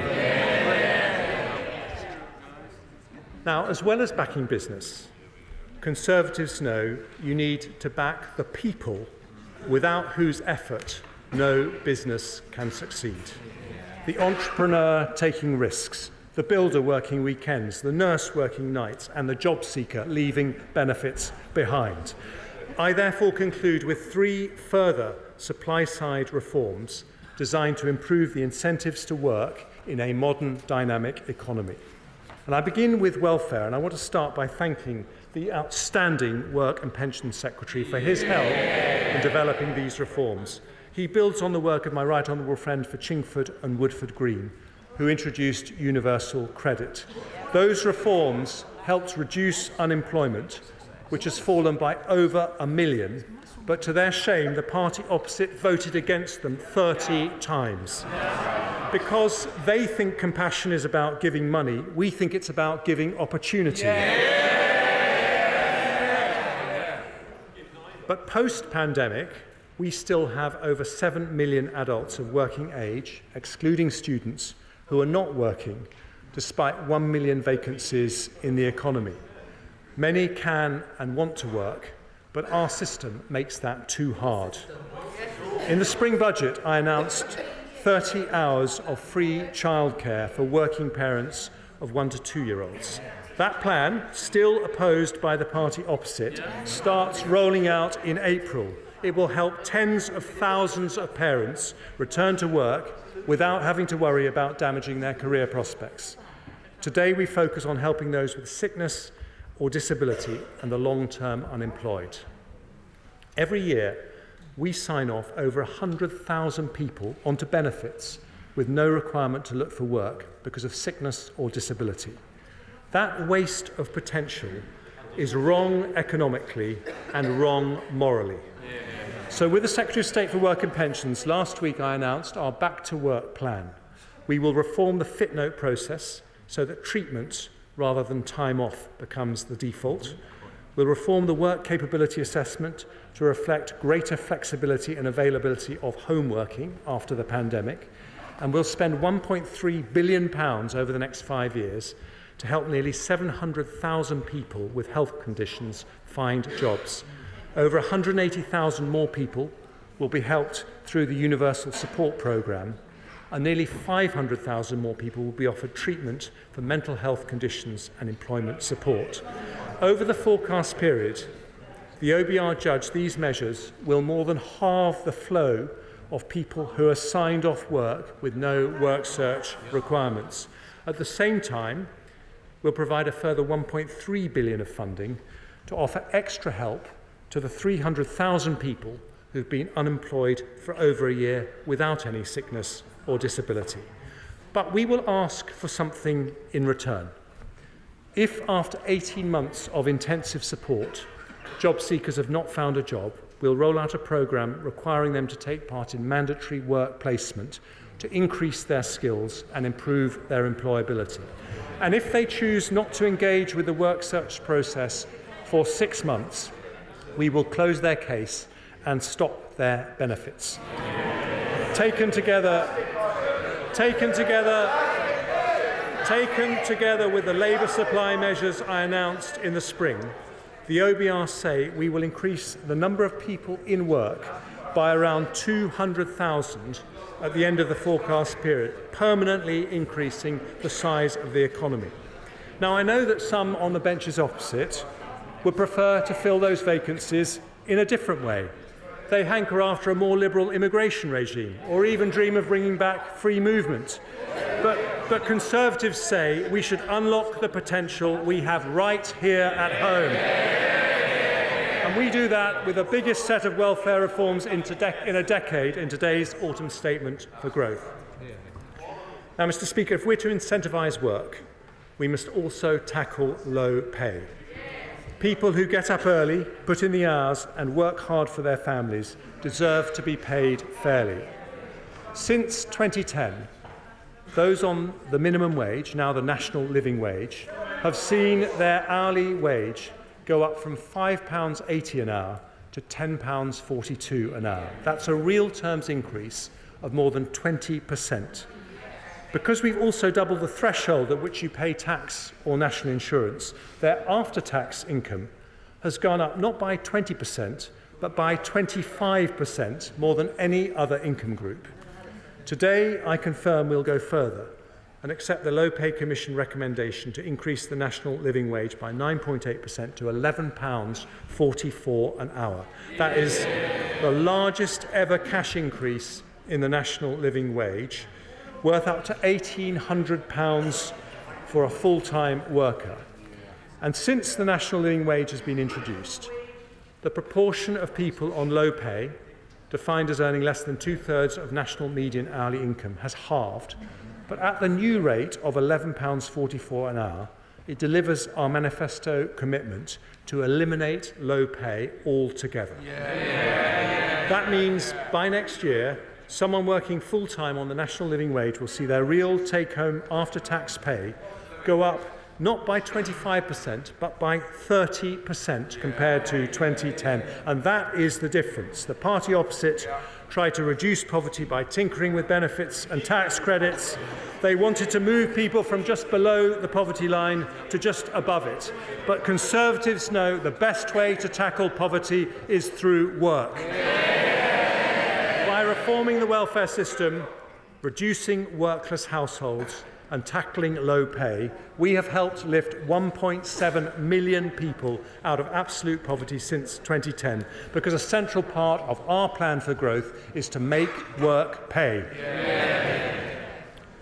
And so, Mr. Speaker, to the final supply-side measure in today's autumn statement for growth. Because of the difficult decisions that we've taken in the last year, today's OBR forecast shows that borrowing will be lower than forecast in the spring. Debt as a proportion of GDP will be lower than forecast in the spring. Inflation will continue to fall, and our fiscal headroom has doubled. I said I would cut taxes when we could, but only responsibly and only in a way that did not fuel inflation. The OBR today confirm I can deliver a package which does that. For businesses, I've today delivered the biggest business tax cut in modern British history, with the most competitive investment allowances of any large economy. For the self-employed, I've simplified and reformed their taxes by abolishing the compulsory Class 2 charge and cutting Class 4 national insurance. But high employment taxes on 27 million people working in the public and private sectors also disincentivise the hard work we should be encouraging. On top of income tax at 20%, they pay 12% national insurance on earnings between £12,570 and £50,270. That is a 32% marginal tax rate.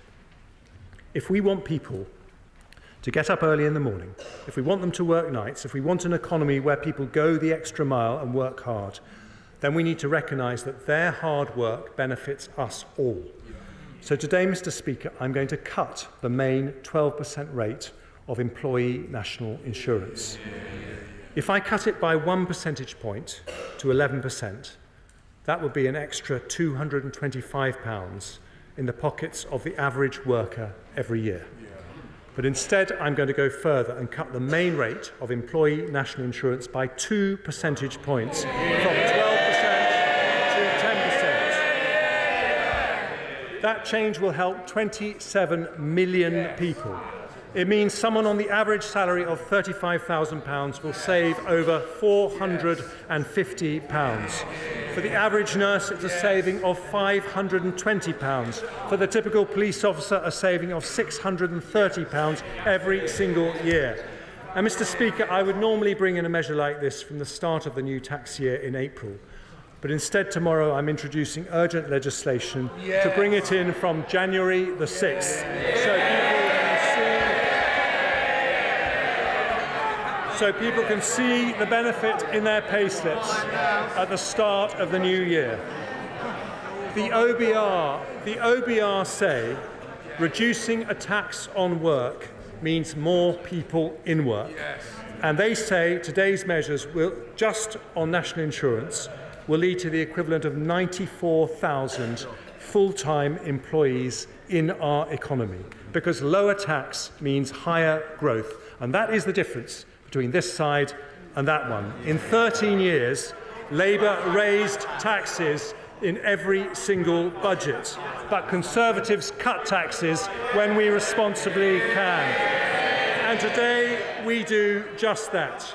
We cut taxes to help bigger businesses invest. We cut taxes to help smaller businesses grow. We cut taxes for the self-employed who keep our country running. And from January, we cut taxes for 27 million working people whose hard work drives our economy forward. Mr. Speaker, the best universities, the cleverest scientists, the smartest entrepreneurs have given us Europe's most innovative economy. But we can be the most prosperous too. In the face of global challenges, we've halved inflation, reduced our debt and grown our economy.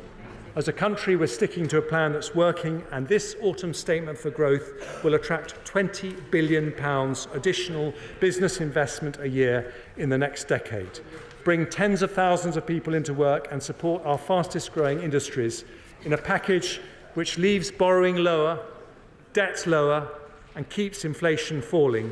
We are delivering the biggest business tax cut in modern British history, the largest ever cut to employee and self-employed national insurance, and the biggest package of tax cuts to be implemented since the 1980s, an autumn statement for a country that has turned a corner, an autumn statement for growth, which I commend to the House.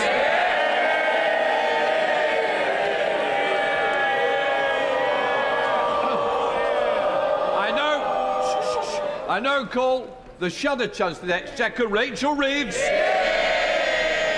Thank you, Mr. Speaker. Today, the Chancellor has lifted the lid on 13 years of economic failure. We were told that this was to be an autumn statement for growth, but the economy is now forecast to be £40 billion smaller by 2027 than the Chancellor said back in March. Growth revised down. Next year, the year after, and the year after that too. The Chancellor claims that the economy has turned a corner, yet the truth is that under the Conservatives, growth has hit a dead end. What has been laid bare today is the full scale of the damage that this government has done to our economy over 13 years. And nothing that has been announced today will remotely compensate.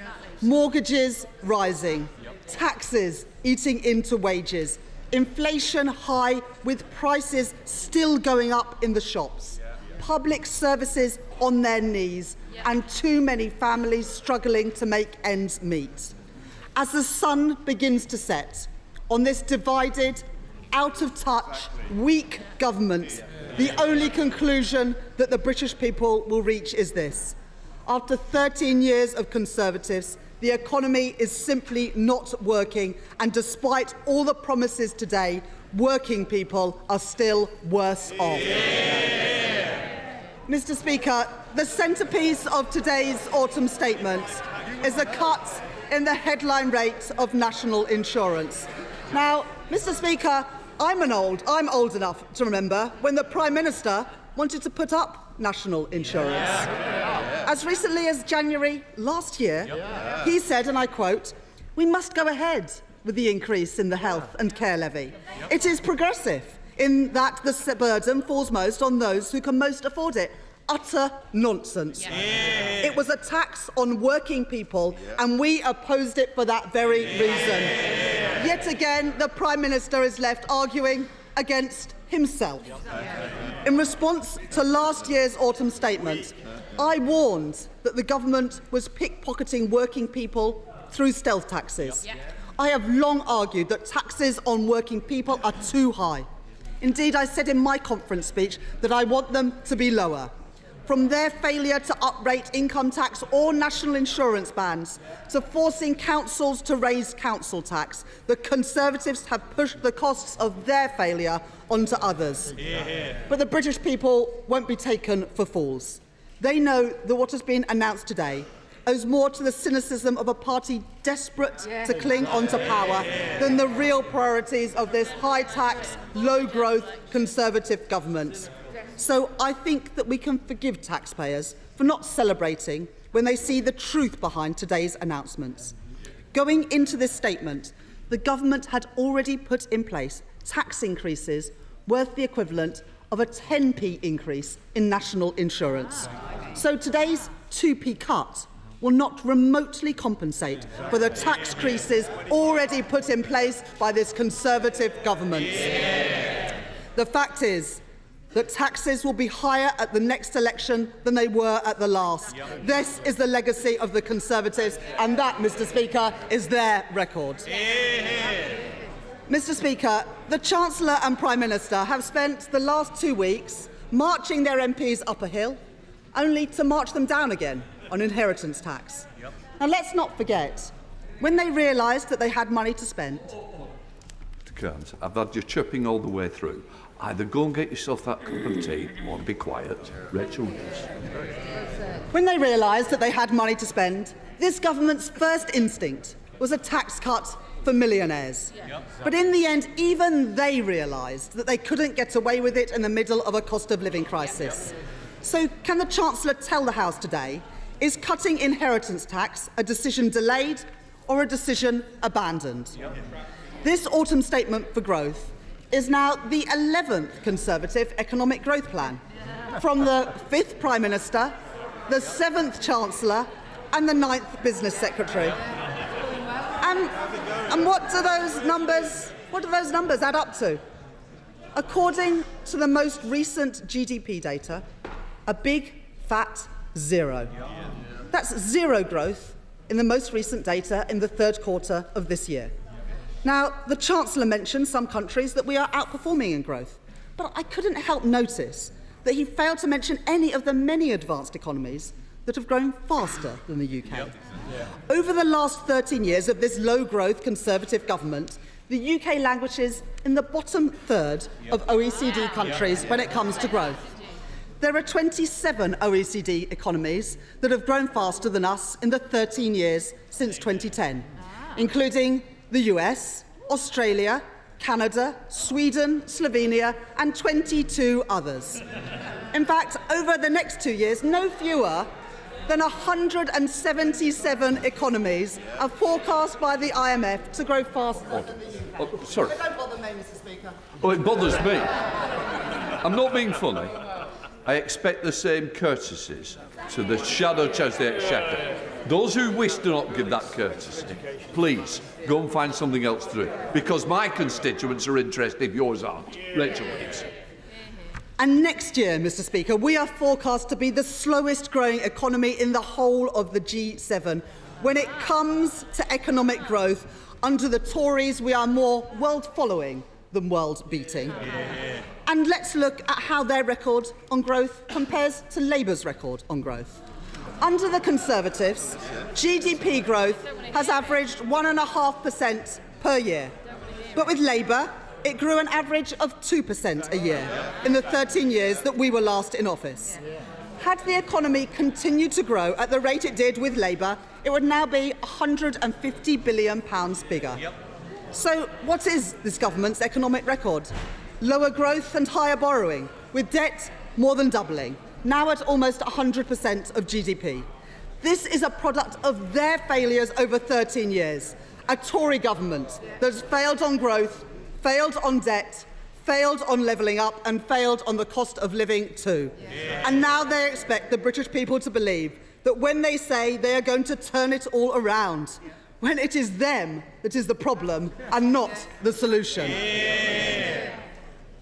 Mr. Speaker, if we are going to grow the economy, we must get more people into work. Let me be clear. People who can work should work. That's why we've long argued that the work capability assessment needs replacing. because right now it is discouraging people from seeking work.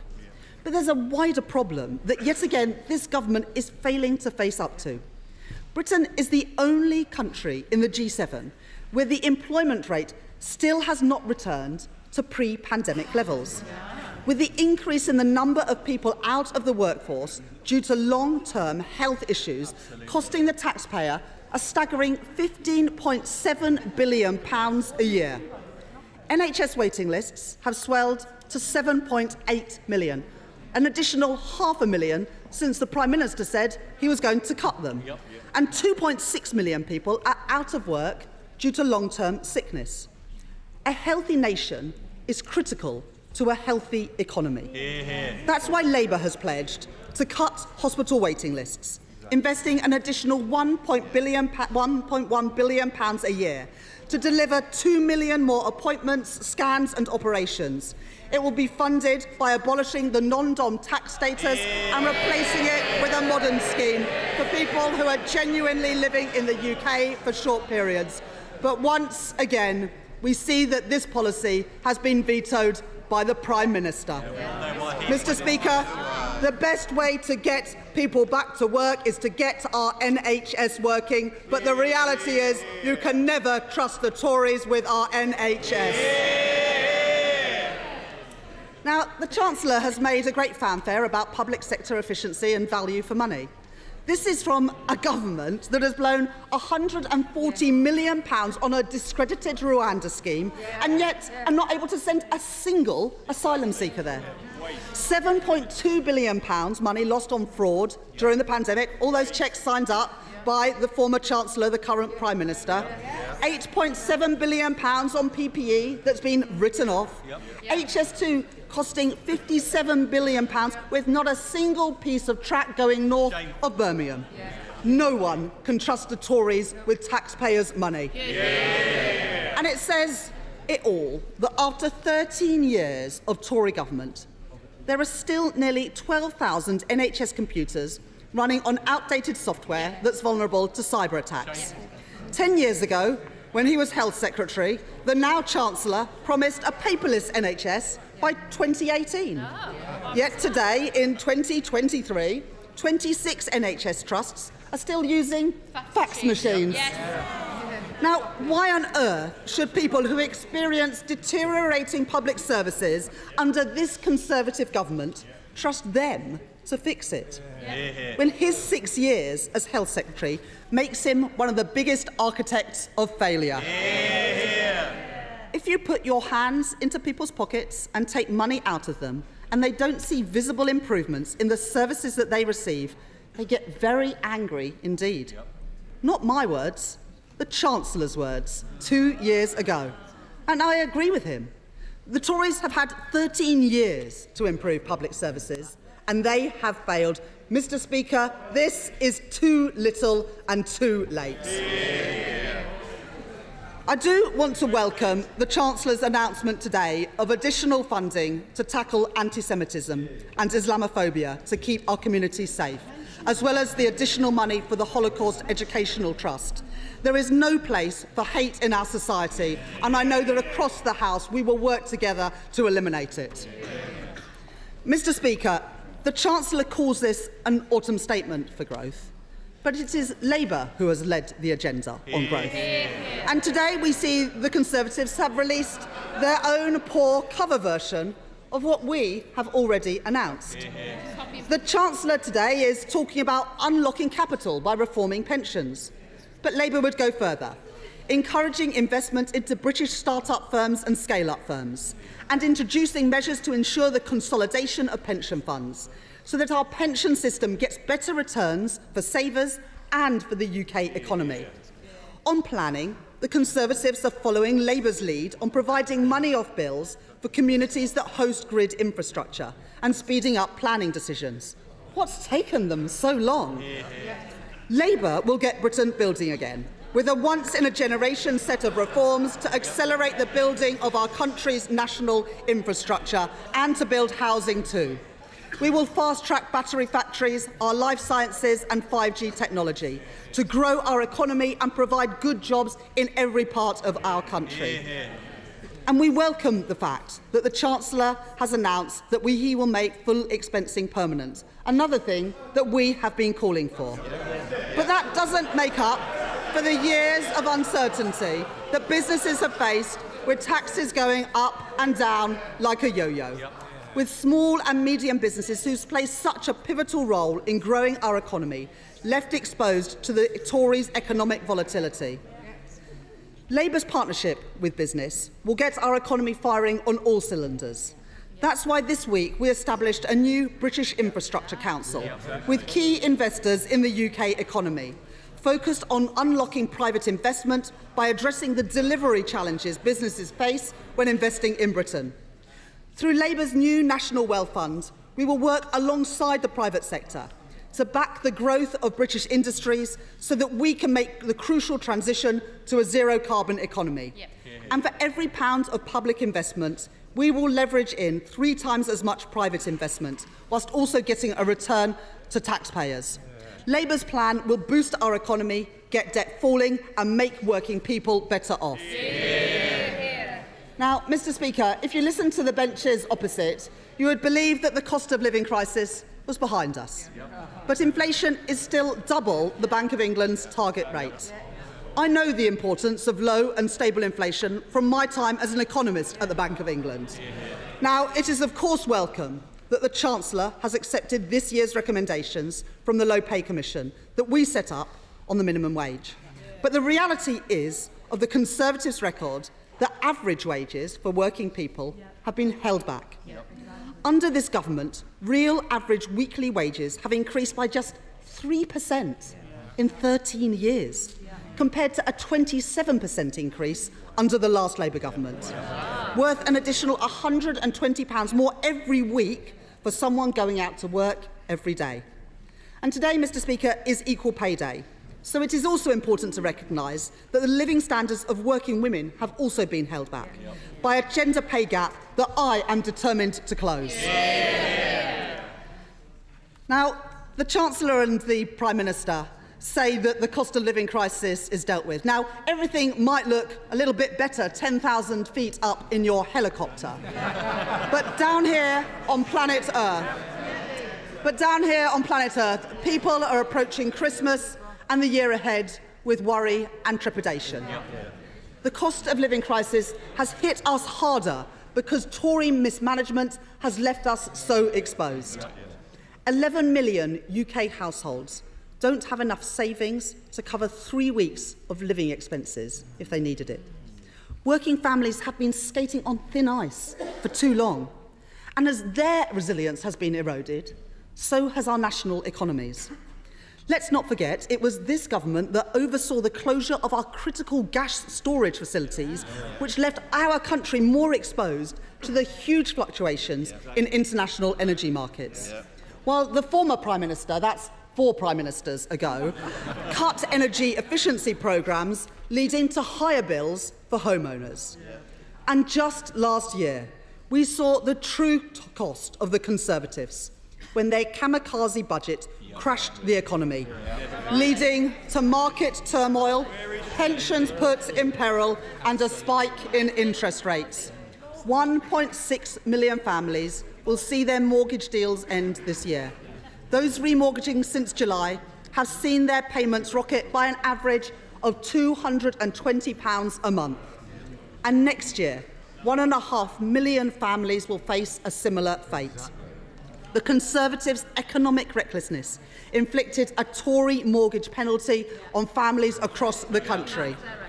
In Wellingborough, families with a mortgage will be expected to find an additional £190 every single month. In Richmond, North Yorkshire, homeowners face £200 more a month on their mortgage. And in the Chancellor's own constituency, but maybe not for long, families with a mortgage will see an average increase of £420 a month because of this Conservative government's economic failure. And with increased costs for landlords, and the Chancellor knows something about that as well, renters are paying a high price too. The truth is, Mr. Speaker, working people just don't have this sort of money lying around. But this is what we've come to. after 13 years of Conservative government. And this is the record upon which people will judge the Conservatives at the next election. This Tory economic recklessness is not a thing of the past. The British people are still paying the price. And we say never again. Last week, Labour put forward an amendment to the King's Speech to put our fiscal lock into law. It would prevent a repeat of last year's economic horror show. And yet the Tories voted against it. It is clear that today, Labour is the party of economic and fiscal responsibility. And what have the Conservatives learnt? The Conservatives have learnt absolutely nothing. Mr. Speaker, the country is crying out for change. A decaying government can change its personnel, but they have failed to change the direction of our country. In 13 years, we have had 7 chancellors. You wouldn't run a business like this. And you can't run a country like it either. And the Prime Minister can't even promise that this Chancellor will be in place at the next election. Now, we've all heard the reports. When they first came together, it was the fairy tale marriage. But 1 year on, the relationship has hit the rocks. The pair have grown apart, with rumours running rife that the Prime Minister already has his eyes on someone else. But whoever this Prime Minister picks as the Chancellor, the truth is this: Britain is and will be worse off under the Conservatives. They have held back growth. They have crashed our economy, increased debt, trashed our public services, left businesses out in the cold and made life harder for working people. Our country cannot afford 5 more years of the Conservatives. Mr. Speaker, the Ravens are leaving the tower when even Saatchi and Saatchi are saying the Tories are not working.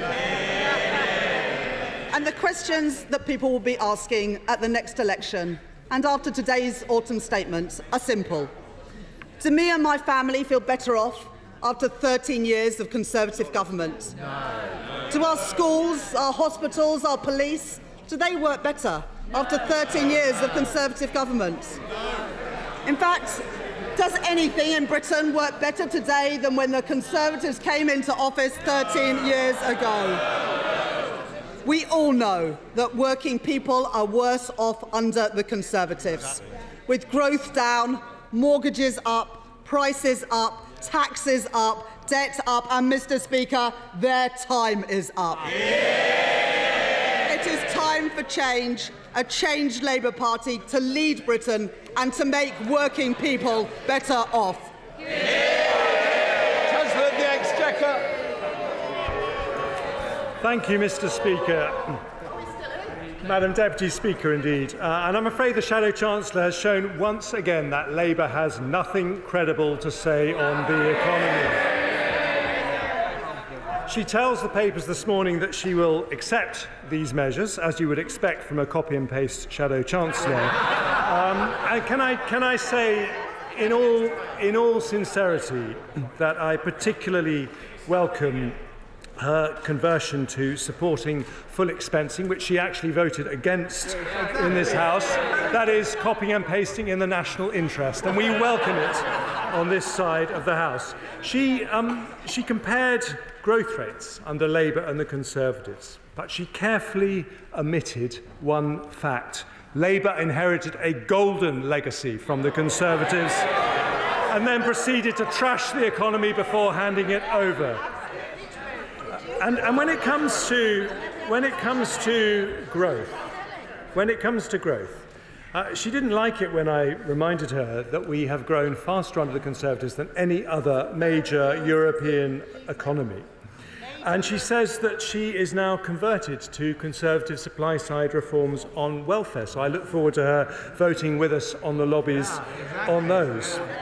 But her main policies are not supply-side. It is a demand-side boost to growth by increasing borrowing by £28 billion a year, with absolutely no plans to repay it. Now, the Shadow Chief Secretary, who doesn't appear to be in his place, this morning he asked for more action on inflation. Well, the first thing Labour could do is drop their damaging inflationary plan to ramp borrowing up. Now, she talked about the NHS. And despite the fact that we've had more doctors, more nurses, we've had more patients treated in good or outstanding hospitals, again, what she didn't mention is the only place in Britain that NHS funding has been cut is Wales. Not once, but twice, with the longest hospital waits in Britain. And perhaps we should talk about what's happened after 13 years when we repaired Labour's damage. Unemployment down, poverty down, crime down, low pay down, schools funding up, NHS funding up, jobs up, growth up, because Conservatives know that lower tax is the path to higher growth, and today we make a start. Before we don't need any shouting, thank you very much. Before I call the Chairman of the Treasury Select Committee to ask a question, I just want to make it clear to the House, because there is some confusion, that this is not the procedure that we use for a budget. This is the autumn statement. It is therefore a statement. So the point that we're at right now is the taking of questions to the Chancellor of the Exchequer. Once that has concluded, then we will go on to the debate, which is speeches. So I know that I have a list of people who want to make speeches. There will be some overlap. I'm just paying attention to that. Harriet Baldwin. Thank you very much, Madam Deputy Speaker, and what a difference a year makes. We have seen a reduction in the rate of inflation from this time last year, 11.1%, down to 4.6% this month. And we heard yesterday from the Governor of the Bank of England that he is expecting inflation to return to their target over the course of the next year or so. I was interested to hear that there are 110 measures in the announcements today that will drive growth in the UK economy. I welcome the fact that the Office for Budget Responsibility is now forecasting that this year we will see growth in the UK economy, in contrast to their forecast this time last year of a recession. And the committee looks forward to examining those 110 growth measures in detail next week, when we hear from both the Office for Budget Responsibility and from the Chancellor himself. But for my question, may I ask the Chancellor if he could tell the House overall how much his measures will improve growth and how much they have helped drive down inflation over the course of next year. Chancellor. Well, I thank my honourable friend, who speaks very wisely about the economy from her position chairing the Treasury Select Committee. So the OBR are very specific about that. They say that the measures that I take today will permanently increase GDP by 0.3%. The measures I took in the spring budget will permanently increase GDP by 0.2%. So taken together, those measures will increase GDP by 0.5%. SNP spokesman Drew Hendry. Thank you, Madam Deputy Speaker. And can I thank the Chancellor for advance sight of his redactions? Madam Deputy Speaker, the Chancellor wants you to think he's pulled a rabbit out of the hat today, but actually all he's done is pulled the wool over many people's eyes. Things are still getting worse for people. Inflation is still more than double the target that it should be, and that means prices and costs for people in their homes are still going up day by day. The cost of living still goes on, and people need help now. The economy, far from the cry from the Chancellor, is stagnating. It is not growing at the moment by anything more than a sliver of a percentage just now, and that is on his watch. The Chancellor in this statement is trying to take credit for things that he should be doing anyway, that they promised to do, or indeed things that they've already done and they're now taking backward steps on, which I'll come to more in a second. The energy price cap goes up tomorrow. It's scheduled to go up again in January. Costs are going to continue to increase for people. So when welcoming some of the small measures like the issues, the things around the support for veterans, the National Insurance Class 2 abolition, and indeed one of the significant measures for business in terms of the full expensing and making that permanent, the rest of this really doesn't bear the kind of scrutiny that I hope it will get from the proper analysts over the next few days. Madam Deputy Speaker, as I said, the burden is still high for people. The tax burden in the UK is still the highest it's been in 7 years. The Institute for Fiscal Studies have pointed out that tax is higher than 3 years ago, even after these measures from the Chancellor today. In reality, they don't go nearly far enough to cover the cost of living crisis faced by people across the nations of the UK. People who are struggling with mortgages and rents, with food bills, with energy bills. Now, we asked for mortgage interest tax relief to help those seeing their monthly bills go up, and for measures to help renters. Why has he ignored those people struggling? On food bills, we asked for action to help people struggling to pay their bills at the checkout, to work like, for example, France, Canada and Greece, to reduce the cost for people. Why has he chosen not to intervene on food and help those people? We asked for a range of measures to help people this winter who will be facing even higher bills than last year, such as the £400 energy bill rebate, a lower price cap, a social tariff for people. Why has he chosen not to help those people who will not be able to afford to heat their homes this coming winter? So, will he at least rule out the planned increase in the cap in January? We asked for him to commit to increasing working age benefits in line with inflation next year. Will he commit to doing that? But once again, he's chosen to punish the most vulnerable with these welfare changes. The nasty party is back in business for good. Not supporting people is a choice. And we all know what that choice is for this government. This government is on the record as working to the principle of let people die. We wanted to hear about VAT cuts for tourism and hospitality, about how to get skilled workers now to fill our vacancies. But he's chosen to ignore these stresses on our sectors. We've asked him to lay off the Scotch whisky industry, and it's good that he's frozen the duty, but there's an enormous pause for this one. He's frozen it at the rate he's already increased at it, so the Scotch whisky industry is still paying 75% in tax under this Tory UK government. Isn't it funny? Isn't it funny how Scotland is always told it's too poor until they need to raise money from our exports and natural resources, and then miraculously riches are found. We asked them to invest in net zero, and he's made some announcements today. But again, when you work down all of his green investment plans and what he calls green energy, I think we'll find that most of that money will go into nuclear, the white elephant of the energy sector just now. It is an absolute, as my honourable friend says, a shambles.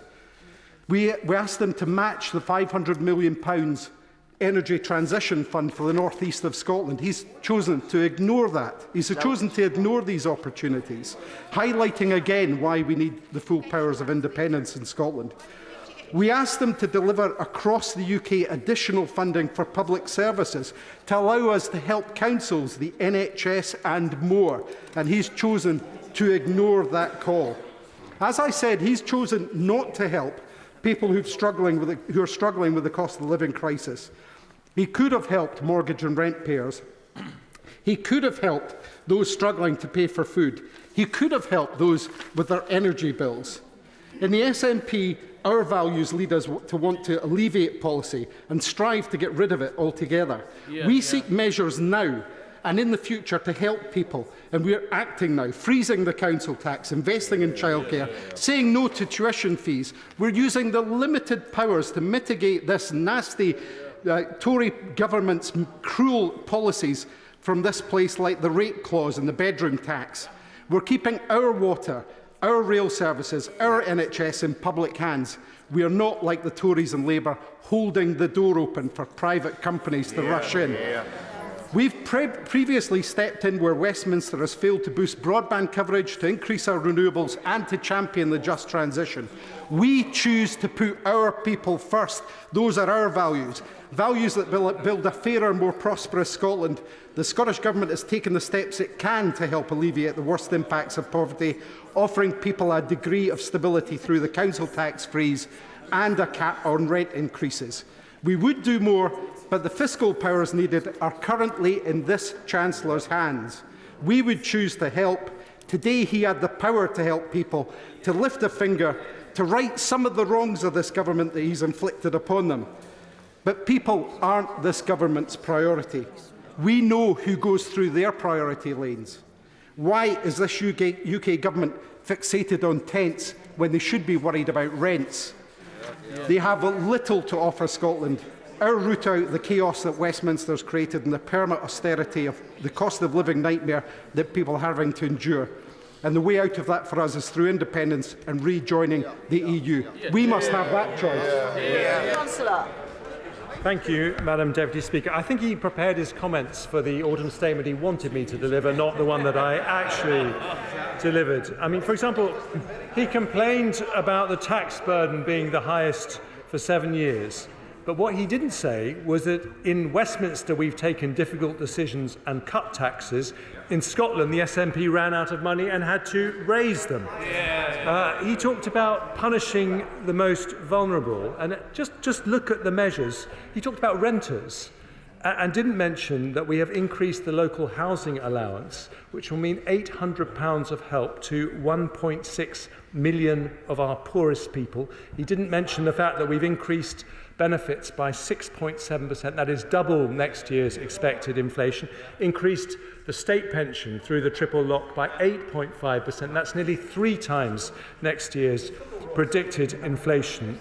And here's the most uncomfortable truth for the SNP. They've actually been in power in Edinburgh for longer than the Conservatives have been in power in Westminster, and yet Scottish GDP is still lower, Scottish employment is still lower, Scottish inactivity is still higher. And the reason for that is very simple. They focus on separation, we focus on growth, and I know what's better for families in Scotland who will today see us getting growth going, cutting taxes and backing Scottish business. Father of the House, Sir Peter Bottomley. The Citizens Advice Office covering my constituency will be grateful that the local housing allowance has been changed. The people who supply drink and drinkers will be pleased that alcohol duties at least being frozen, at least for the time being, which will help both drinkers and not increase inflation. I'm glad that the Chancellor has pointed out to the Shadow Chancellor that the only time Labour did really well was when they obeyed the Conservative rules in 1998-1990, before they let go the valves and drove the economy into a stage where when we took over, they were spending £4 for every £3 brought in revenue to the government. Can I ask the Chancellor not to respond today, but in time, to the injustice to 500,000 pensioners overseas? Anne Puckridge, born 5 years before the Chancellor's father, who served in intelligence in the Navy, the Army and the RAF during the war, retired to Calgary on a pension of £72. It's still £72 instead of £156. That's an injustice which does need attention, and I hope she will get it, and we will have proposals which we can change this bad situation. Chancellor. Well, can I thank the Father of House for his comments, and I will look into the issue of overseas pensioners as he requested, and if I may, I will write back to him about it, or I'm happy to talk to him about it. And can I also thank him for his comments about what happened in 1997, because then, as now, the Labour Party was trying to say that their economic policies are basically the same as the Conservatives, but the reality was quite different. And because they didn't fix the roof while the sun was shining, the recession after the financial crisis was much worse. Dame Angela Eagle. Madam Deputy Speaker, the Chancellor didn't mention the freeze to tax thresholds in his autumn statement, which is due in the next 6 years to rake in £52 billion Was that an omission, or is he leaving the freeze in place? Chancellor. Well, I've never hidden the fact that we took difficult decisions a year ago, like freezing the thresholds, in order to get borrowing under control, in order to tackle inflation. But because the economy since then has outperformed the expectations of nearly every independent body, we're able this time to reduce the tax burden, and I choose to reduce the things that boost growth. Sir John Redwood. I've declared my business interest. I welcome the measures in the statement to promote more investment and more growth are absolutely vital. We have lost around 800,000 self-employed since February 2020. National insurance will help a bit, but will he look again at IR35 and the way it prevents them expanding their businesses and getting contracts? And on the growth of small businesses, again, welcome measures, but the VAT threshold does act as a very strong disincentive to expand your business when you get to a certain point. Chancellor. Well, look, I would like to thank him. I've had extensive discussions with him in the run-up to this autumn statement, and many discussions about the self-employed. And indeed, it was partly his advocacy of the role of the self-employed that made me enthusiastic to make the national insurance changes that I was able to make. I hear what he says about IR35. We took the decision we did partly because of concerns over avoidance. I'm happy to look at that again. And when it comes to the VAT threshold, he and many other colleagues have made the same point. We do have the highest VAT threshold of any major European country and indeed of any G7 country. But there is always this issue of the cliff edge, and he's right to draw my attention to it. Dame Meg Hillier. Thank you, Madam Deputy Speaker. Madam Deputy Speaker, can the Chancellor confirm that living standards will drop by 3% in the next year? Chancellor. What I can confirm to the Right Honourable Lady is that a year ago they were predicted to fall by 3.7%, and now the OBR say they will increase this year by 2.5%. Alberto Costa. Madam Deputy Speaker, the people of Blaby and Glenparva were listening attentively to this welcome autumn statement. They're going to the polls, Madam Deputy Speaker, on the 21st of December in two by-elections, a county council and a ward by-election. What positive message does the Chancellor have to the residents, the businesses, the pensioners, people of working age in Blaby and Glenparva about his welcome financial statement? Chancellor. Well, what I'd say to the businesses in Blaby and Glenparva is that for every single small business, we have frozen business rates. We're rolling over 75% discount on business rates for every pub, restaurant and high street shop for another year, because we want to do everything to back small business, because they are the lifeblood of our communities. Sarah Olney. Thank you, Madam Deputy Speaker. This statement is a deception from the Chancellor after years of unfair tax hikes. Under this Conservative government, economic growth is flatlining and public services are on their knees. Now, this year, there are 400,000 people who are still on NHS waiting lists, having been on the NHS waiting list this time last year when the Chancellor last made his autumn statement. And these people have been cruelly let down. In that statement last year, the Chancellor said, "You don't need to choose either a strong economy or good public services." So will he look the British people in the eye and admit that he has given them neither? Chancellor. Well, I do think that she should be careful with her language, saying things like that. I'm very clear when it comes to growth. We have grown faster than any major European economy since 2010. Yes, whilst interest rates are higher as they need to be because we're bringing down inflation, growth is more subdued. But if you listen to, for example, the IMF, who are independent commentators, they say that when we have got inflation back down to target, we will have higher growth than France, Italy and Germany. And when it comes to the NHS, we put an extra £3.3 billion into the NHS budget in the autumn statement last year. With doctors' strikes happening for most of the period since then, it has been very difficult to make progress on waiting lists, and I hope she would address her comments to those doctors if she's going to be consistent. Jesse Norman. Thank you very much indeed. It's a pleasure to speak for the first time with backbenchers for a while, Madam Deputy Speaker. May I massively welcome the budget and particularly the emphasis that the Chancellor has given to skills and the superb work that's being done by the DFE at the same time.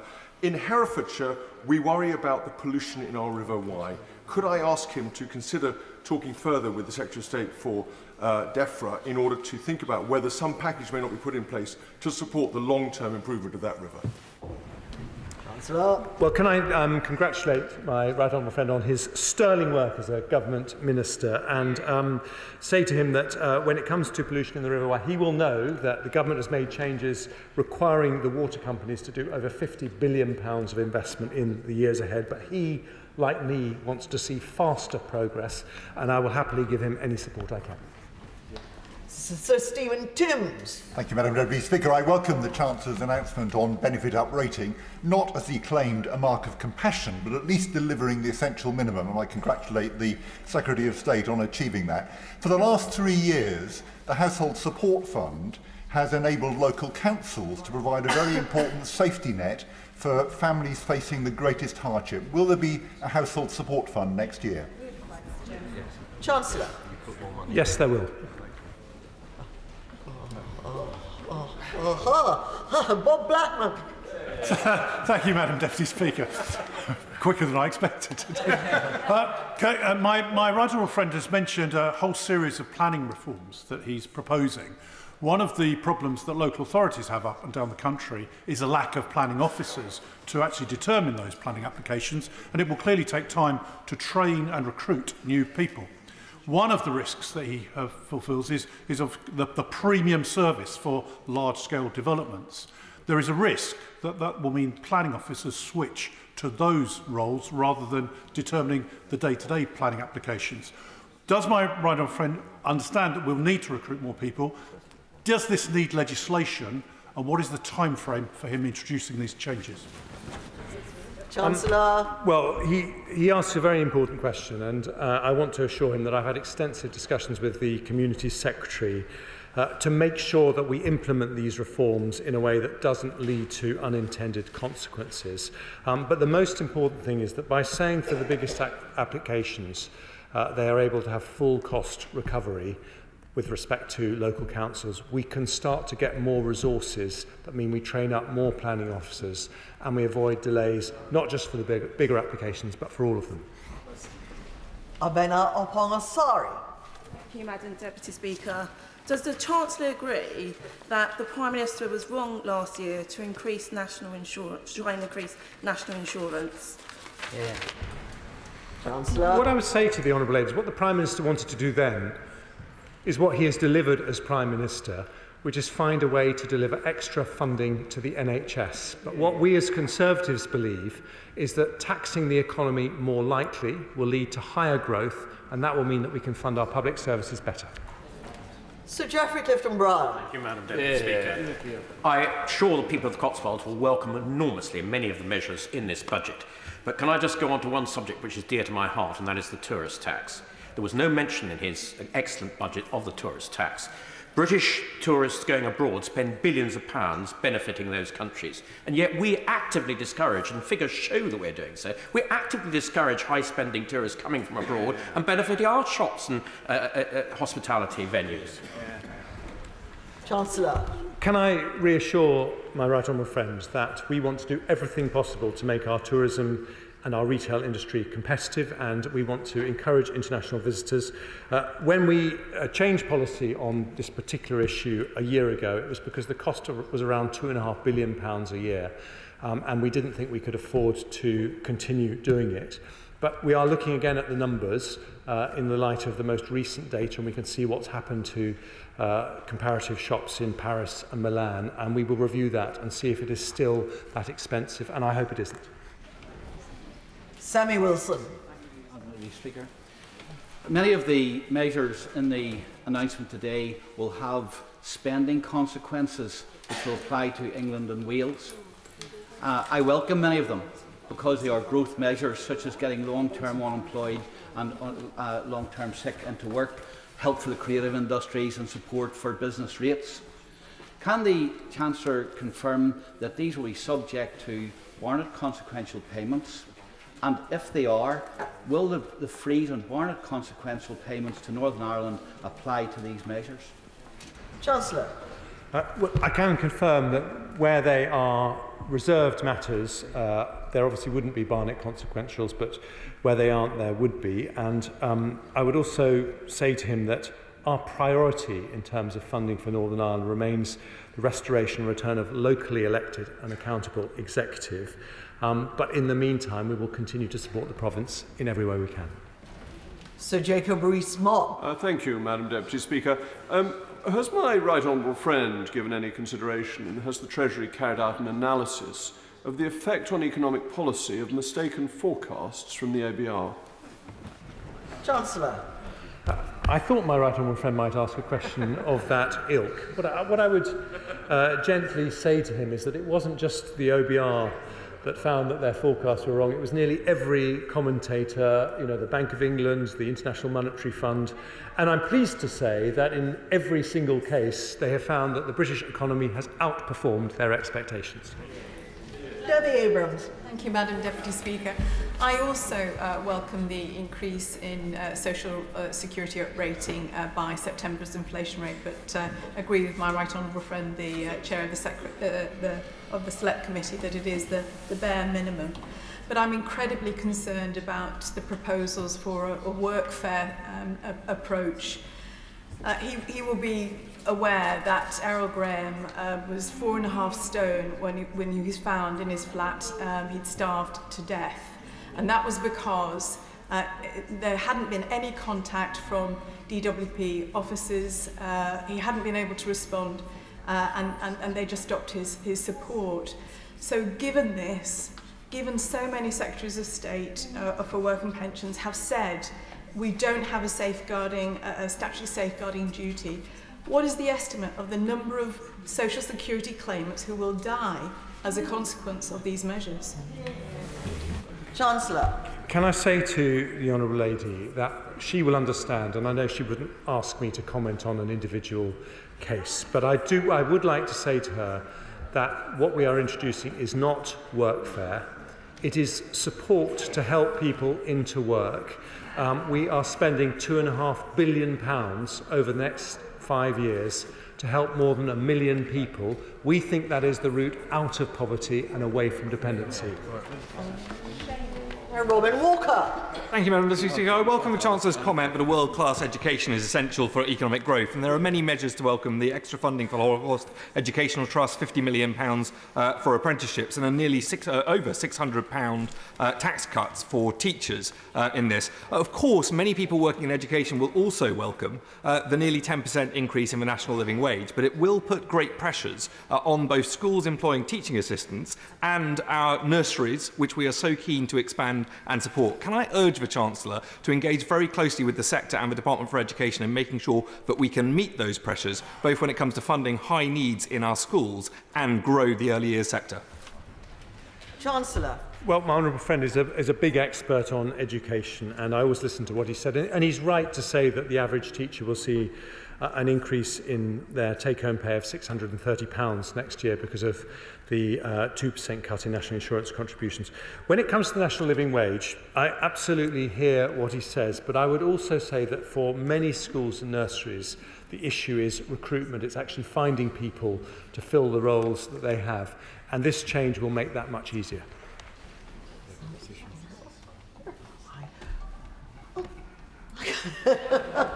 Well, this is getting exciting. Gavin Newlands. Thank you very much, Madam Deputy Speaker. The Chancellor mentioned support for carbon capture, storage and hydrogen, and the Prime Minister earlier spoke of support for the oil and gas sector. But you'll be all too aware of the announcement this morning of the closure, or intended closure, of Grangemouth Oil Refinery, which is a huge 4% of the Scottish GDP and hundreds of jobs. So can he tell us what discussions he's had with the Energy Secretary, or indeed Petro-Eneos or the Scottish Government with an aim to trying to stop this closure before its disastrous impact comes to pass? Chancellor. Well, we're obviously monitoring the situation extremely carefully, but I do want to say to him that it is our priority to support the oil and gas and refinery industries. We made some big changes to do that, and we would welcome support from all sides of the House in doing so. John Barrett. Deputy Speaker, I commend the Chancellor for the compassion and enterprise incentives that shine through this statement. I thank him also for the UK retail disclosure framework. I haven't seen the detail, but also the promise of an SI to resolve the legislative issues with cost disclosure for investment companies. Can he assure me that this will correct the overzealous regulation, which is making investment companies look unduly expensive and thereby restricting investment? Chancellor. I've had many discussions with him on this issue, and he's absolutely right. There is a danger with overzealous regulation that people are focused more on cost and not on performance. And like him, I want to resolve the issue. Barbara Keeley. Thank you, Madam Deputy Speaker. The Chancellor talked about the creative industries, but then he only announced he would look at improving film and high-end TV tax credits. But the cultural tax reliefs continue to help our orchestras, theatres, museums and galleries to survive, and they protect jobs. Now, Budget 2023 extended the uplifted rate of relief until March 2024, after which it tapers. The budget sadly also introduced some changes which would limit what cultural organisations can claim for. Orchestra tax relief is a critical source of income. Without it, some orchestras are saying they could fold, losing musicians' jobs. So will the Chancellor look not just at film and high-end TV tax credit, but all the cultural tax reliefs and how they can continue to support jobs in our creative industries? Chancellor. Well, having only just delivered the autumn statement, I don't want to preempt what might be in the spring budget, but there will be another fiscal event before the end of the financial year in which all these events will be looked at. And with respect to orchestras in particular, who I think are fantastically important for our cultural landscape, I would just say that a typical person playing in an orchestra is going to get a £450 increase in post-tax pay next year, and that will help them greatly. Thank you, Madam Deputy Speaker. Can I congratulate my right honourable friend on his statement that will make a significant difference to investment levels, employment and to living costs, recognising that it's all within the context of the cost of COVID as well as the energy shock that the conflict in Ukraine brought about. That's something we often forget about. But can I also pass on the appreciation of the beer and pub sector to my right honourable friend? Freezing duty and continuing the reduction in business rates is just exactly what the sector asked for, and is an early Christmas present to so many of us who want to celebrate in great style as we approach the festive season. Will my right honourable friend please continue to engage with the sector, listening to what they have to say, so that they can also share their investment ambitions as well? Chancellor. I commit to my right honourable friend. I won't just continue to engage with the sector, I will continue to enjoy the odd glass of Penderyn, which is my favourite whisky. Clive Efford. Madam Deputy Speaker, can you confirm after today's tax cuts we still will have the highest tax burden for 70 years when we go into the next general election, up £4,000 per household on pre-pandemic levels?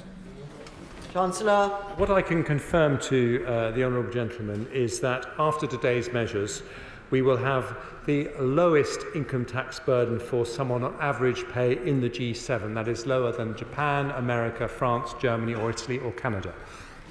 Vicky Ford. Thank you, Madam Deputy Speaker. The reason our economy is growing and not receding is due to investment, innovation and millions of hard-working individuals across the country, as well as a government that has focused on tackling inflation. Does he agree with me that on this side of the House we get it, that no country can spend its way to prosperity? Chancellor. She is absolutely right, because high inflation is destabilising for an economy. It stops businesses investing, it stops families spending, and it also causes misery to people who see the cost of their weekly shop go through the roof. And that's why it has been our #1 priority, and it'd be great if it was the other side's too. Keir Mather. Thank you, Madam Deputy Speaker. It is frankly embarrassing that the Chancellor and the Prime Minister have spent this afternoon celebrating inflation staying 2% above target, when families in my constituency in Selby and Ainsty face 10% food inflation every time they use the supermarket. What message does the Chancellor think his celebrations send to those hard-working families? Chancellor. Well, it's not celebrating that's halved inflation from 11.1% a year ago. It's hard work and difficult decisions, which unfortunately were mainly opposed by Labour.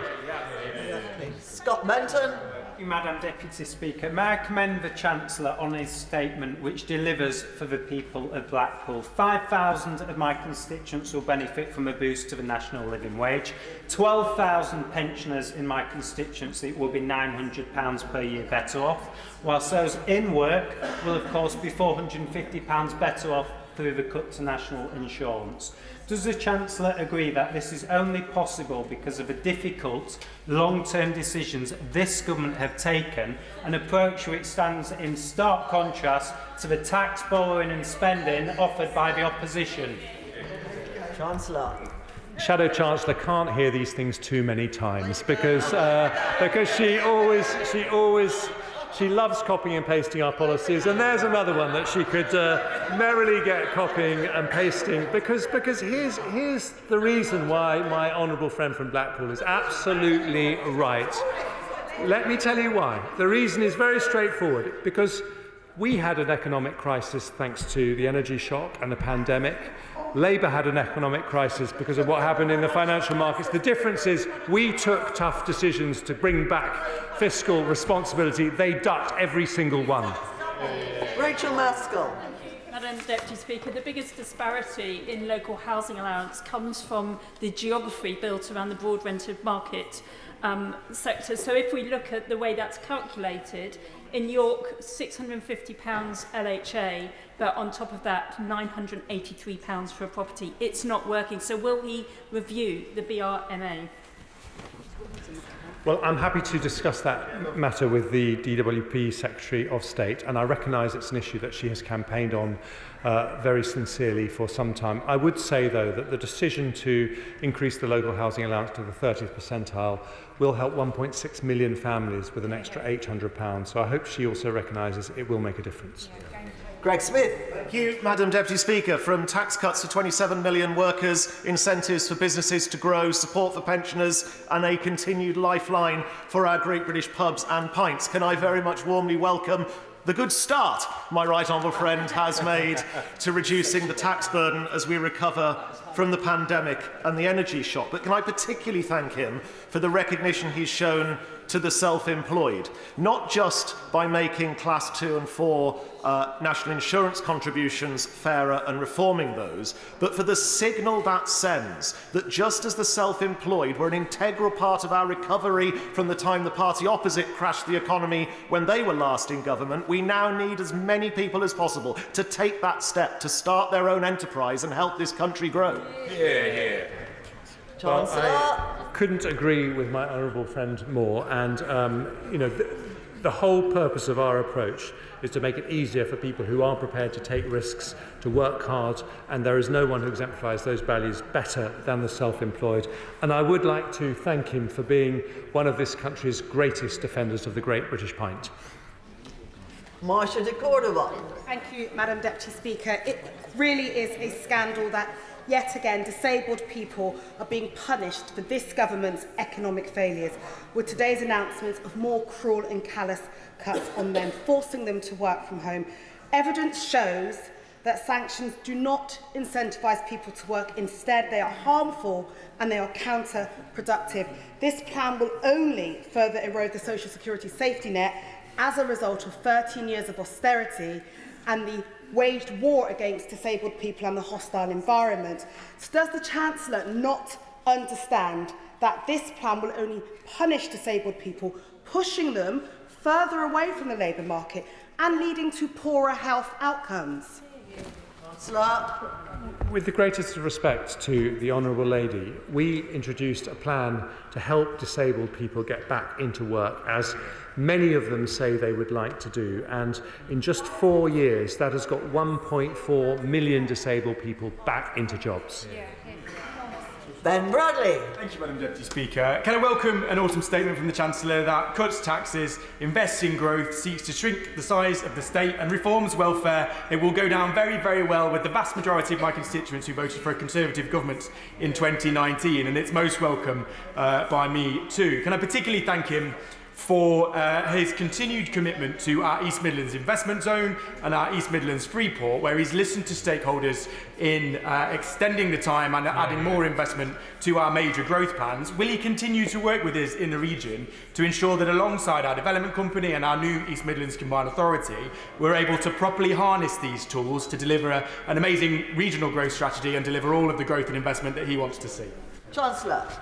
Well, can I thank my honourable friend for his role in the transformation of the East Midlands through his other responsibilities in the councils there. And can I just say to him that levelling up will only work if we harness the enterprise and the ideas of local civic leaders, and he is a fantastic example of them.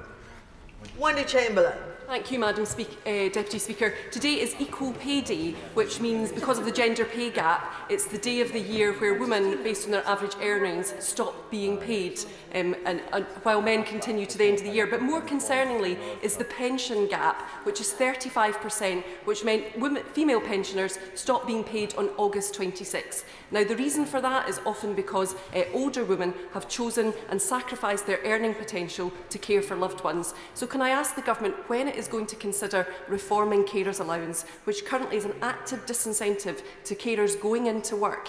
When will we start looking at the cliff edge instead of making it shorter and sharper?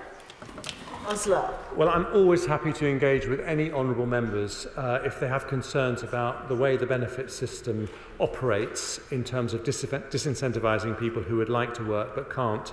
And caring responsibilities is a particular area that she's raised, so I'm very happy to engage with her outside this House on that matter. Mike King. Thank you, Madam Deputy Speaker. Manchester and Trafford Council's cumulative cuts since 2010 have been £443 and £288 million respectively since 2010. The Local Government Association saying the funding gap will be £4 billion in the next 2 years. Was there anything in this statement that would stop the continuing crumbling of our local services? Well, I think what the honourable gentleman is admitting is the fact that in the autumn statement a year ago, when I was having to make big cuts in public spending going forward, I actually found an increase of £4.7 billion from next year for adult social care, which will make an enormous difference to every council in the country. Stephen Farry. Thank you, Madam Deputy Speaker. Further to his answer on Northern Ireland and Barnett consequentials, the Chancellor will be aware that Northern Ireland is facing an unprecedented budget crisis at present. So could I ask him to confirm that he is open to discussions around a fiscal floor and an Invest to Save transformation package for any potential restored power sharing executive? Chancellor. Well, the UK Government will continue to do everything we can to support the restoration of power sharing in the province, and all I will say is that the Treasury is actively involved in all those discussions. Jonathan Edwards. Madam Deputy Speaker, in recognition of the impact of electricity pylon development on properties, you announced compensation of £1,000 per property per year for 10 years. Does the policy apply in Wales? And if not, will the Welsh Government receive funding for developments where they have competence, like the one that I have in the Towie Valley in my constituency? And regardless of that, he knows that the fall in property values will be far more than the compensation. So would it not be better to remove detriment by cable ploughing these cables at a comparative cost to traditional pylon development? Chancellor. Well, my understanding is that it will apply to Wales in exactly the same way it applies to the rest of the UK.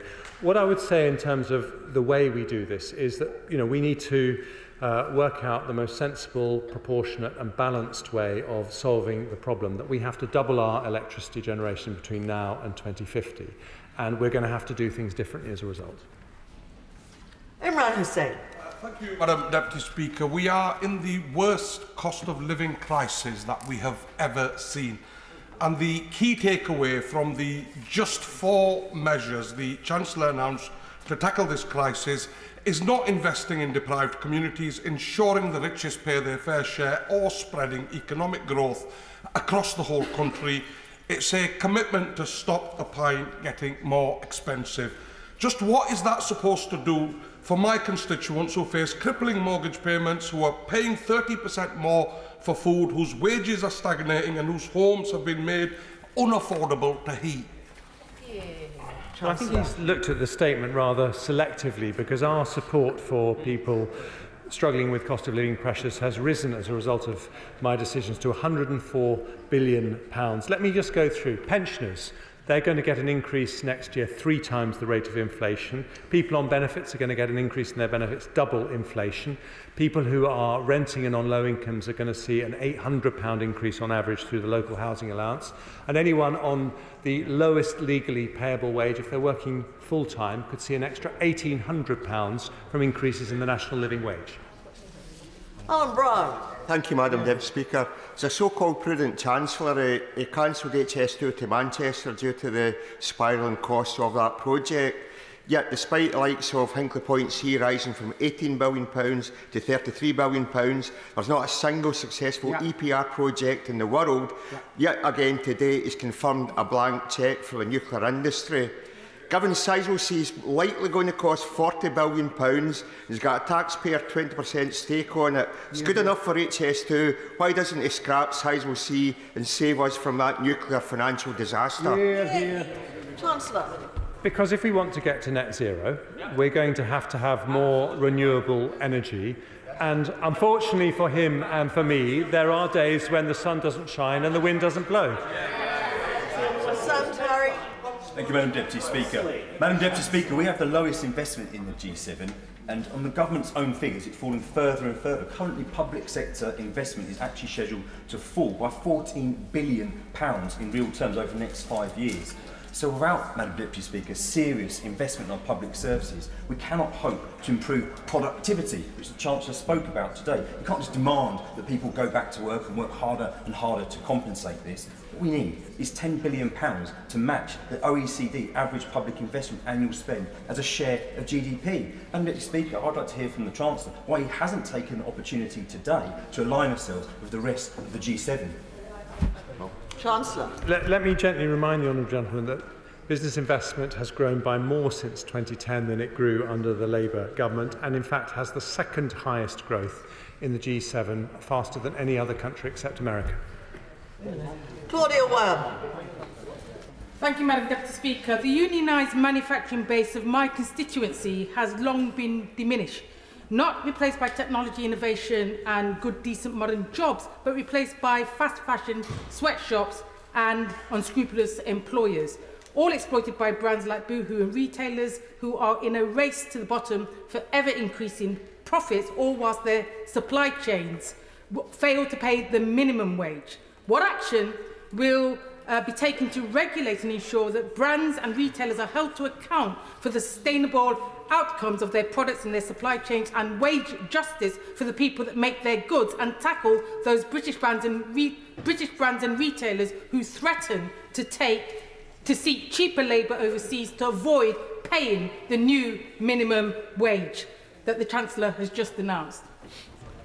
Chancellor. Well, if she has any examples at all of people who are not paying the national living wage, who are legally obliged to do so, then she should tell the authorities and we will sort it out. But I would just say to her, when it comes to manufacturing, that we have just overtaken France to become the 8th largest manufacturer in the world. We are making progress in the right direction. The measures announced today will mean we go even further. And the prize for perseverance goes to Deirdre Brock. Thank you, Madam Deputy Speaker. The Chancellor announced £960 million for a new green industries growth accelerator focused on offshore wind, electricity networks, nuclear, CCUS and hydrogen, but failed to mention, or there was certainly no mention within this, of reliable, clean, cheaper energy sources such as tidal or pump storage hydro. Why not? Chancellor.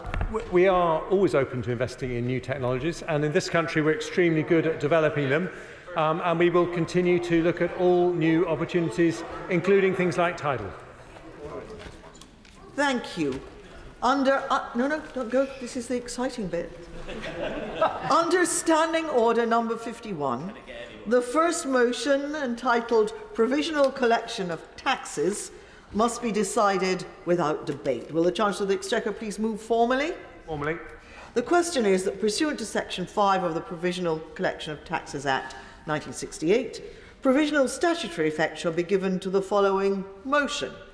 Rates of tobacco products duty, motion number 1, as on the resolution's paper.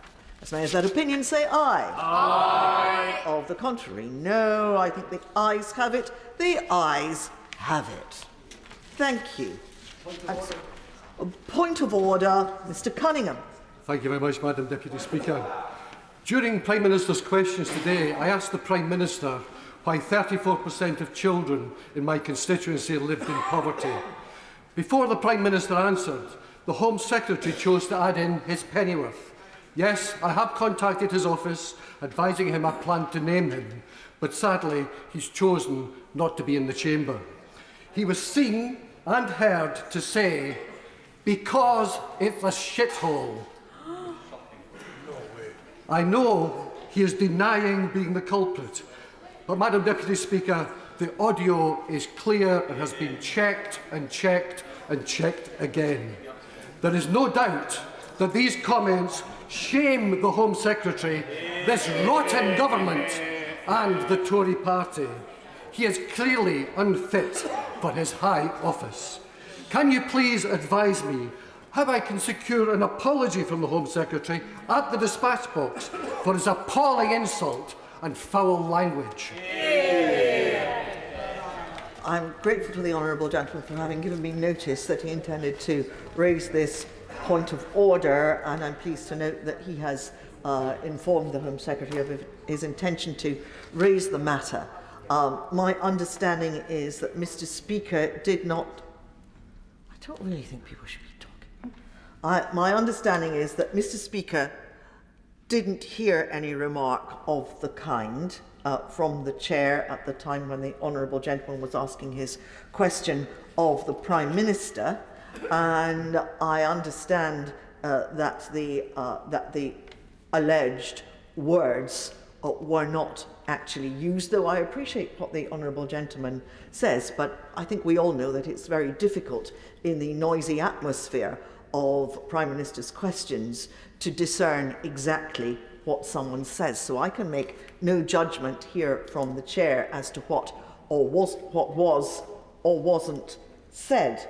But I can understand the honourable gentleman's concern, and I would remind all honourable members of the need for good temper and moderation in the language they use in this chamber, and that those rules of decency should be observed in particular when referring to other honourable members and to the constituents and constituencies which they represent.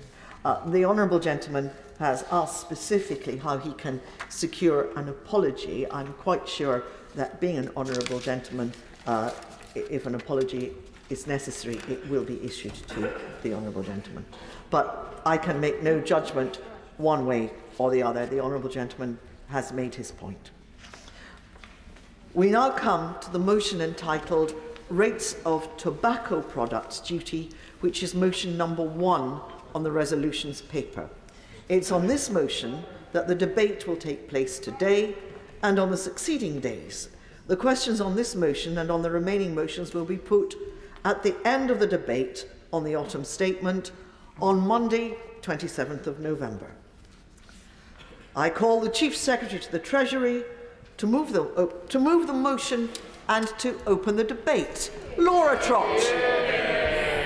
Thank you, Madam Deputy Speaker, and I beg to move the motion in the name of my right honourable friend, the Chancellor. Madam Deputy Speaker, we are in a very different position to the one we were in a year ago as a country. Back then, the OBR and the Bank of England were predicting a recession. We have had growth. Debt was predicted to rise to almost 100% of GDP by the end of the forecast. Now, headline debt is predicted to be more than 5% lower. And rather than falling, average real incomes have risen. Madam Deputy Speaker, none of this has happened by accident. It has happened because of the difficult decisions we have made, which have turned the economy around. And we have learnt the lessons of what happened a year ago at that time, but the party opposite has not. Today, we set out a plan for the economy that will grow our potential, reduce debt and reduce taxes. Yet all Labour want to do is reverse this progress by borrowing £28 billion. It's the same old Labour Party. So let me begin, Madam Deputy Speaker, with what we've achieved. in what has been a difficult few years, let me just make some progress and I'll come back, in what has been a difficult few years for all families up and down this country. We've had to tackle a once-in-a-lifetime global pandemic and another period of global turmoil caused by Putin's invasion of Ukraine and the pressure that's put on energy prices, driving inflation around the world. When the Prime Minister took office, inflation was at 11.1%, but because of the difficult decisions taken by the Prime Minister, the Chancellor and the Bank of England, inflation is now down to 4.6%, a promise delivered. The OBR say that headline inflation will fall to 2.8% by the end of 2024, and we will therefore reach our 2% target by the middle of 2025, something I'm sure the Honourable Lady is about to welcome. I thank the Right Honourable Lady for giving way, and I welcome her to her new post. I hope she has an enjoyable time at the Treasury, as did I when I was at the Treasury. Will she take this opportunity to confirm that figures show, even after today's statement, that this Parliament is the biggest tax-raising Parliament since records began in all of our history, and today's statement doesn't change that? I thank the Honourable Lady for her intervention. I'm sure she'd be interested to know that taxes for the average worker have gone down by £1,000. However, those on higher incomes have had to pay more, something that I'm sure she will agree is the right approach in a difficult period. Now, on growth, in 2010, we were facing the worst recession since World War II, but this Conservative government has turned things around. Since 2010, we've grown our economy faster than many in the G7, faster than France, faster than Germany, faster than Italy, Spain and Japan. And following the pandemic and the energy crisis, which were again predicted to take us into recession, the economy has recovered quicker than previously thought and is now 1.8% larger than its pre-pandemic size, growing faster than Germany. And looking ahead, the economy will continue to grow, boosted by 0.5% through the measures taken in the autumn statement and spring budget. Perhaps most critically of all, Madam Deputy Speaker, debt is down. Now, I know this is something that the opposition front bench are very much concerned about, but reducing debt and borrowing is essential to controlling inflation, keeping mortgage rates down and taxes low. And let me be clear, Madam Deputy Speaker, Labour's plans would send us all the way back to square one. Labour's inflationary £28 billion borrowing commitment will drive up inflation and cause interest rates to spiral. It would hammer families up and down the country and is a fundamental difference between this government and the opposition benches. By contrast, look at what my honourable friend, the Chancellor, has achieved.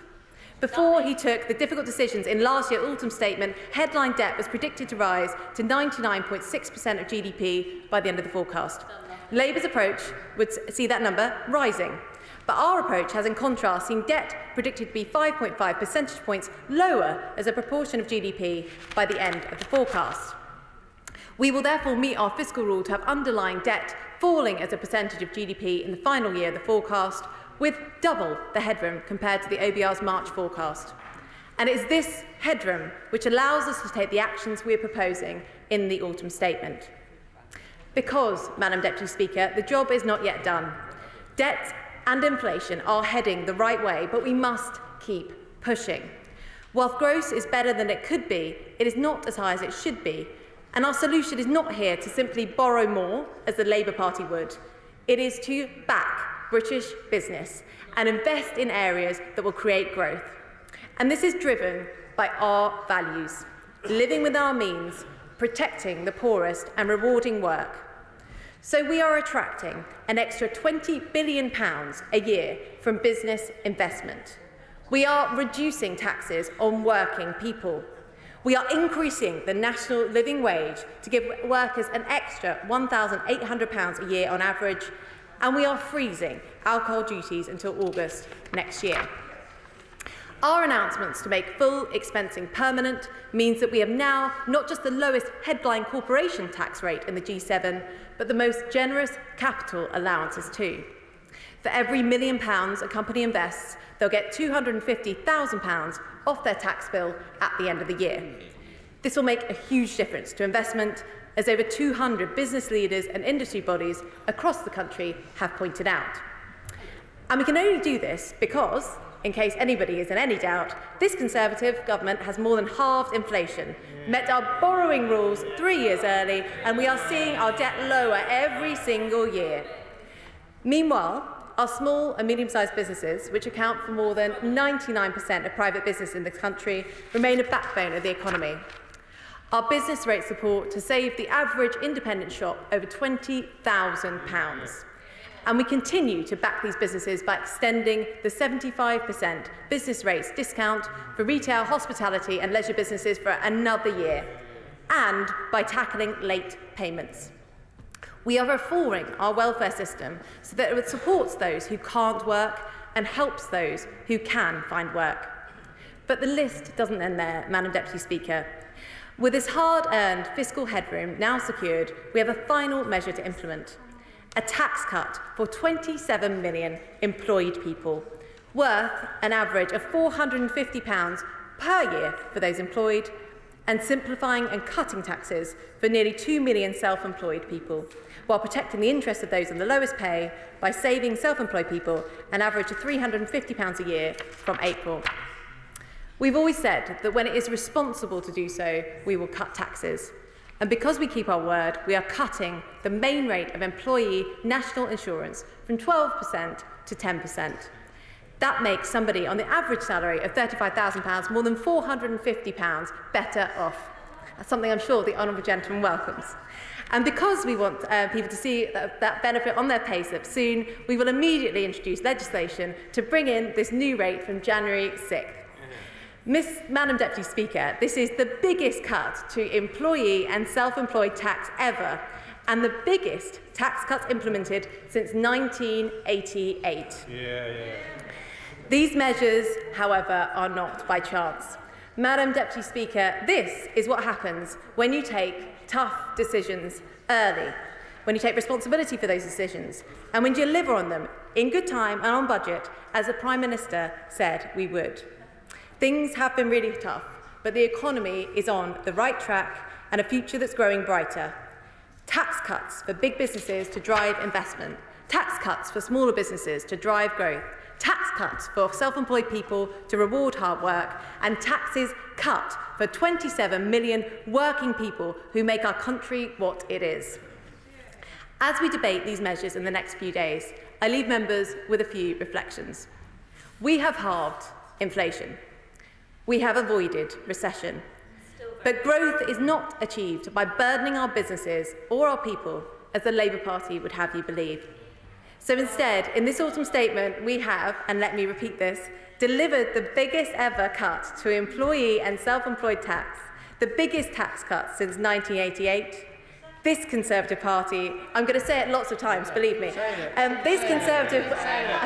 this Conservative government is the party of business. This Conservative government is the party of workers, and this Conservative government is the party of the working people. The government has a plan to keep delivering, and it is presented to this country and this House in today's autumn statement. A plan which permanently increases the size of the economy, which backs Britain and Britain's businesses, which rewards work and improves pay, and which will deliver growth in every part of this United Kingdom.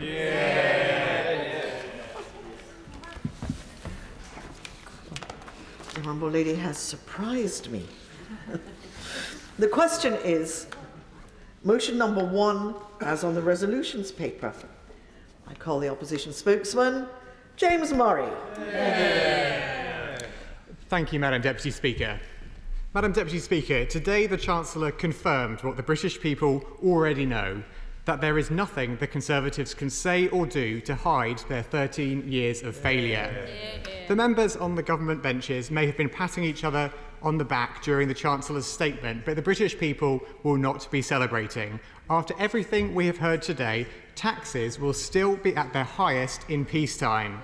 Inflation is now forecast to be higher in the years ahead than it was according to the OBR's forecast in March. Mortgage payments will still be rising for millions as their deals end. And after 13 years of low growth, we are still on a path of decline, with economic growth forecasts for next year slashed by more than half.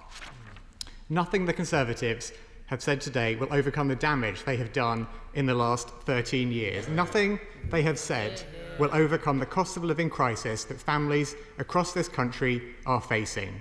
Household incomes, Madam Deputy Speaker, will still be 3.5% lower next year in real terms than pre-pandemic, the biggest hit to living standards on record. Inflation has been upgraded in every year of the forecast period, with prices now set to be 7% higher at the end of the forecast period than the OBR forecast them to be in March. The truth is, working people are worse off under this Conservative government. Yep. Madam Deputy Speaker, I'm sure the Chancellor will want people to focus on his announcement of a cut in the main rate of employee national insurance. But frankly, coming after 25 tax rises in this Parliament alone, it is insulting to suggest the British people will be fooled. Under the Conservatives, the tax burden is set to increase by £4,300 per household. And let's not forget that just 2 years ago, the Chancellor and the now Chief Secretary to the Treasury, who was just speaking, walked through the division lobbies to put national insurance up. They may want to forget that, but the British people will not. It's like the Tories have nicked your car, but expect you to be grateful when they pay for your bus fare home. After 13 years of low growth, and with taxes already at their highest level in over 70 years, the British people will see straight through this government's desperate attempts to woo them. Now, of course, it had been rumoured that the government was planning to cut inheritance tax in the statement. Of course, people want to be able to pass on what they have worked hard for to their children, but in the middle of a cost of living crisis, when families face mortgage costs, prices across the board, and NHS waiting lists all rising, we simply could not understand how the Conservatives saw that tax cut for the wealthiest 4% as a priority. The truth is, it would have been the wrong tax cut. Point of order, Harriet Baldwin. Point of order, Madam Deputy Speaker. Could you help me out here? Is it appropriate for the opposition spokesman to be talking about measures that were actually not announced today? Here. That is a perfectly reasonable point of order, and I'm grateful to the Honourable Lady for raising it. I was listening carefully, and I was beginning to think to myself, that's strange, the Honourable Gentleman is addressing a point which was not in the Chancellor's statement. However, I have not stopped the Honourable Gentleman because this is a... No, I don't need any help, thank you very much. I haven't stopped the Honourable Gentleman because this is a very wide-ranging debate, and I have made the assumption that the Honourable Gentleman was using an example of something which the government decided not to do.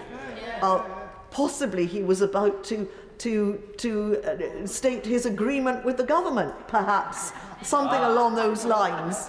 But I was waiting to hear what he had to say. James Murray. Oh, thank you very much for your guidance, Madam Deputy Speaker. And in fact, I was about to say that we welcome the fact that the government finally appear to have realised that it would have been the wrong tax cut at the wrong time. And I'm sorry it makes the honourable member so uncomfortable for us to talk about this, because frankly, it speaks volumes about this government's instinct that they entertained that plan for so long. But Madam Deputy Speaker, my central point is that the government should not be wasting time daydreaming about an inheritance tax cut. With inflation still double the Bank of England's target, they should be resolutely focused on what they can do now to tackle the cost of living crisis. But the truth is, anything they offer now is far too little, far too late. The Conservatives simply cannot tackle the cost of living crisis that their fingerprints are all over. 10 years ago, the Conservatives slashed energy efficiency programmes, after which insulation rates plummeted by 92%. As a result, millions of households across the country have had to pay energy bills £500 a year greater than they should be. Last year, the Conservatives' utterly reckless approach to the economy set off market chaos and interest rate rises. The Bank of England have said that those remortgaging will see their monthly payments rise by £220, and 1.5 million families will be hit by this Tory mortgage penalty next year. And since the Conservatives came to power... yes, I will. The honourable member has begun to raise this point about mortgage rates, and all of our constituents are concerned about the level of mortgages and the increases, those who pay mortgages. Did he hear yesterday, and indeed in earlier sessions, from the Governor of the Bank of England, who has accepted that it is the Bank of England taking independent decisions to tackle inflation that have led to increases in mortgage rates, and he is wrong to label them as Tory mortgage increases. Mr. Murray. Well, I thank the honourable member for her intervention, and we, of course, on this side of the House, respect the Bank of England's independence, unlike some of the members on her benches. But frankly, that is a fairly shameless attempt, Madam Deputy Speaker, to distance herself from what the government did to the economy last year in their disastrous mini-budget. And British people will not forget that British people are still paying the price. Yes, I'll give way. Friend for giving way. He's making a very important speech and some important points, but will he agree with me that if it's the Bank of England, as we all think, and their decisions that have brought inflation down to half of what it was, then the government can't go around claiming credit for doing that? James Murray. Well, I thank my right honourable friend for her intervention. She makes a very important point, as always. And points out, frankly, how this government tries to have it both ways. When inflation is going up, it's someone else's fault. When it comes down, they claim the credit. But I think we can have trust in the British people to see through whatever way they try to distort the truth. Because the truth is, Madam Deputy, I'll make some progress. The truth is, Madam Deputy Speaker, that the Conservatives' fingerprints are all over the cost of living crisis. And it would be ludicrous for anyone to expect the prime suspect to be asked to solve the crime. Now, Madam Deputy Speaker, it is clear we cannot trust the government with the cost of living crisis, and it is also clear we cannot trust them with our money. No wonder they want to run from their record in office when they have wasted taxpayers' money as badly as they have. The levels of fraud and waste on their watch makes the 25 tax rises over this Parliament all the more galling and even harder for hard-pressed families to stomach. From the £7.2 billion of public money that was lost on fraud during the pandemic to the £50 million spent on a new helicopter for the Prime Minister to make those short trips he is so fond of, it is clear the Conservatives are incapable of spending public money wisely. Madam Deputy Speaker, Labour will set up an Office of Value for Money as part of our pledge to put fiscal and economic responsibility at the heart of our approach if we win the next election. On that foundation, we will get the economy growing after 13 years of stagnation, as we know that economic growth is the key to making people across Britain better off. If the economy had grown since 2010 at the same rate it did under Labour in the years before, it would be £150 billion bigger today. That's £5,000 more for every household every year.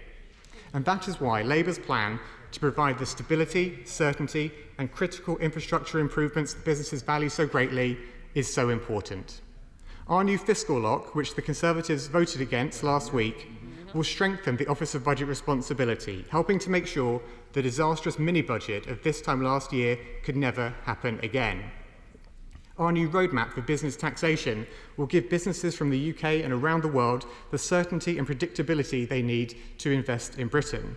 Now, that need for certainty has been behind our calls to make full expensing permanent, which the government has finally announced, though with this government, businesses may well be left wondering how long their latest position will last.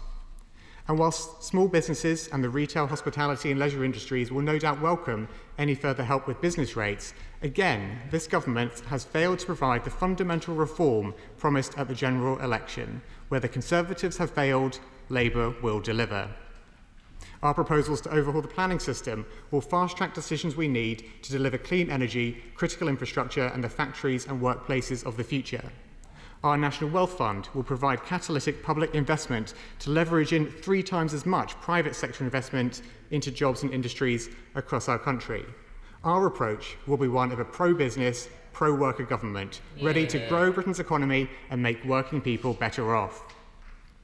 Now, Madam Deputy Speaker, governments in other countries around the world know that businesses want their support in growing new industries and making the transition to a low-carbon economy.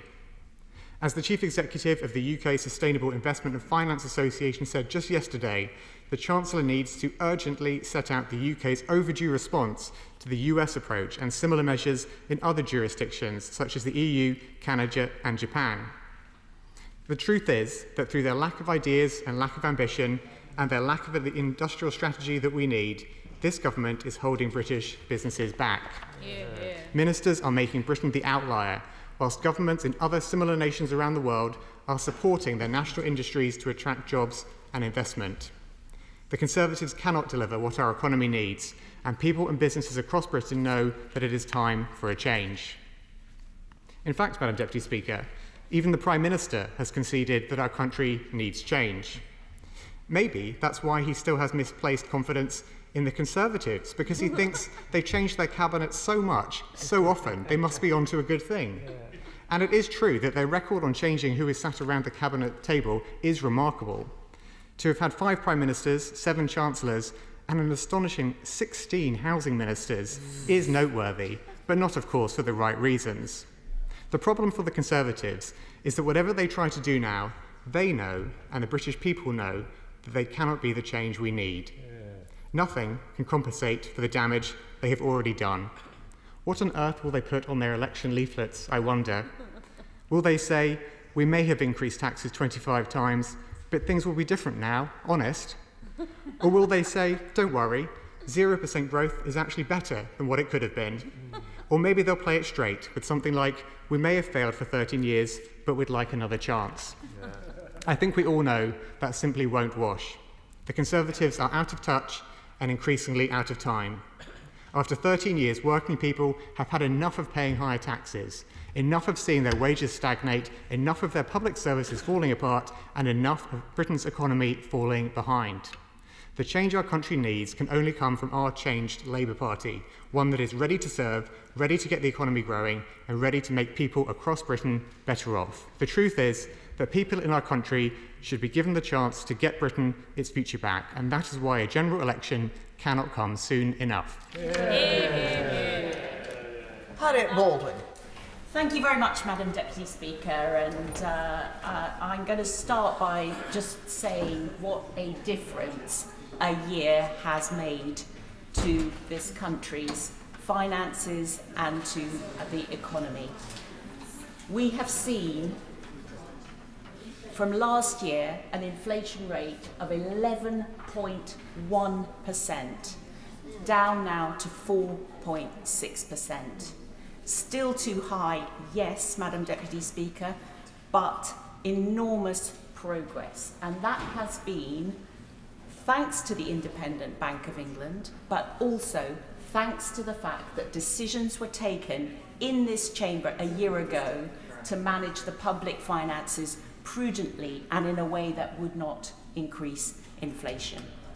And so I think we need to really reflect on the progress that we've made in our economy, because listening to I'm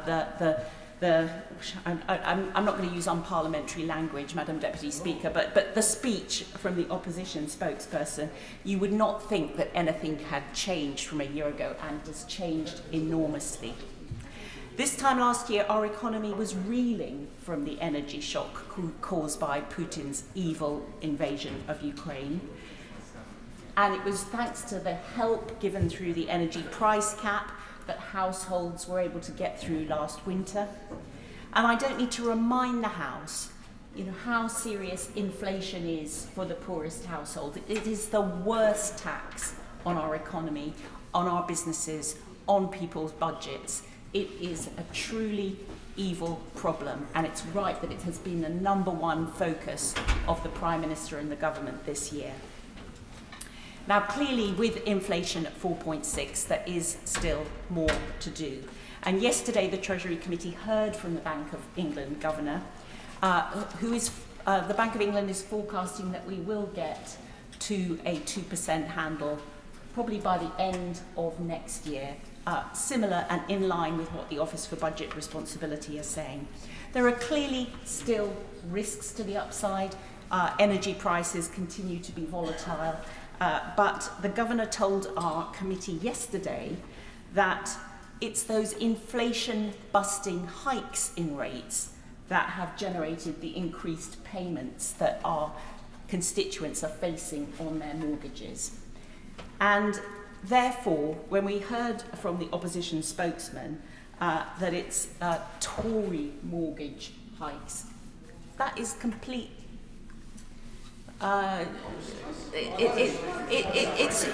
It's just trying to throw mud, Madam Deputy Speaker, trying to make mud stick, and it won't stick. Because I am hopeful that rates are now high enough to bring inflation back down under control. In the analogy that the Bank of England uses, we have marched to the top of Table Mountain. We are now walking across the top of Table Mountain. And if you look at the markets, Madam Deputy Speaker, you can see that they are now forecasting that the next change in rates will actually be a decrease. I give way to the honourable gentleman. Very, very grateful to the right honourable lady. I wonder if she remembers the budget of just over a year ago that crashed the economy, that sent interest rates spiralling, that sent mortgage rates up. And let's not forget that there is an interest rate premium in the UK over much of the rest of the Western world, and that's forecast to remain for years to come, because it's simply down to the long-term mismanagement of the UK economy that the Tory government has to take responsibility for. Well, I'm so glad that the right honourable gentleman made that intervention, because it allows me to repeat the point that, of course, I remember that. And, of course, we all saw what happened. And my whole point of my argument is that thanks to the new Prime Minister and the measures the Chancellor took this time last year, exactly those effects have been worked through, and we can see the progress not only in terms of a reduced rate of inflation, but also in terms of the Office for Budget Responsibility today increasing its growth expectations. A year ago it was expecting a recession this year, and now it's forecasting growth. So that the right honourable gentleman exactly makes my point, that we've heard on the record from the Governor that those effects have dissipated and that the year has made all the difference. And I give way to my honourable friend. I thank her for giving way. Does she reflect, like me, on what the US federal rate currently is? And it's actually very similar to our own interest rates. And so some of the explanations opposite might be interested to see how did they affect the US economy? Well, he's absolutely right that I think central banks around the world have got lessons to learn from this recent bout of inflation. But I'm comforted by the evidence we got yesterday from the Governor, which, while acknowledging there are still risks to the upside, shows that we are on a trajectory as a world to having dealt with this. May I give way again to the right honourable gentleman? Very grateful to the right honourable lady and of course my honourable friend on the other side, because these are key points. Because, we hear lots today about growth, but the simple fact of the matter is when you look in the rear view mirror, the US has grown at an average rate about 1% above us over the course of the last decade. And when you look at forecasts for the years to come, they're also higher.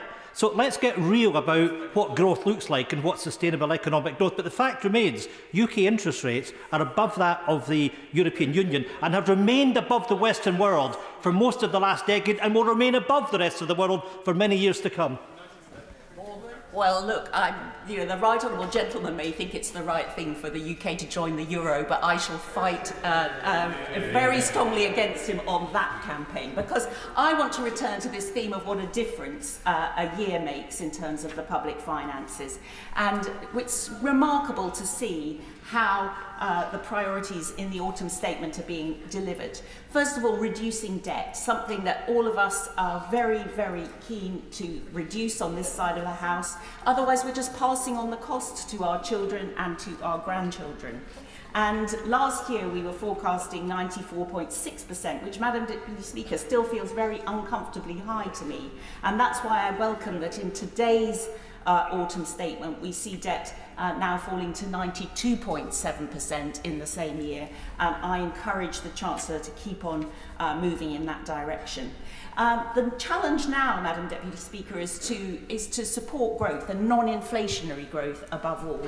There were 110 measures announced by the Chancellor today. I have to say, I've gone through the small print of the documentation. I don't think I've got to the bottom of all 110 of them yet, but I'm hoping that when we take evidence both from him and from the Office for Budget Responsibility and from independent economists next week, we will get to the bottom of those. But it's welcome to see that the Office for Budget Responsibility is revising growth up this year, and that the measures announced in the budget were done through that lens of making sure that inflation continues to decline. Cutting tax is also a very important priority because it rewards hard work. And it's good to see, once again, Madam Deputy Speaker, that earnings are growing faster than inflation again. That means that households up and down this country are seeing disposable income once again rise. And we all know, Madam Deputy Speaker, that work is the best route out of poverty.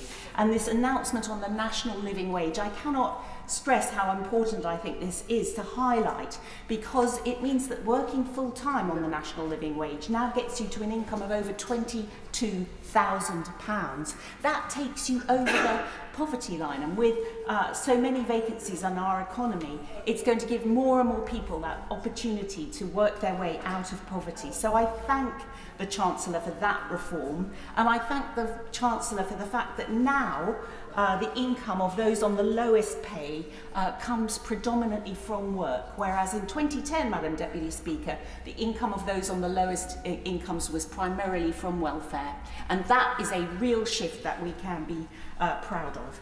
I was pleased to hear measures about the grid in the autumn statement. Building domestic sustainable energy is going to mean that we need to improve our grid, build more renewables, also new nuclear and domestic oil and gas. And I was above all very pleased to see the measures backing British businesses, because ultimately it's going to be British businesses that help us grow and for our country to tackle that all-important productivity challenge and to deliver more jobs and more prosperity for the British people. I look forward, Madam Deputy Speaker, in my concluding remarks to encourage the Chancellor to think about simplifying even more. There were some simplifications that I welcome in today's autumn statement, particularly with national insurance for the self-employed.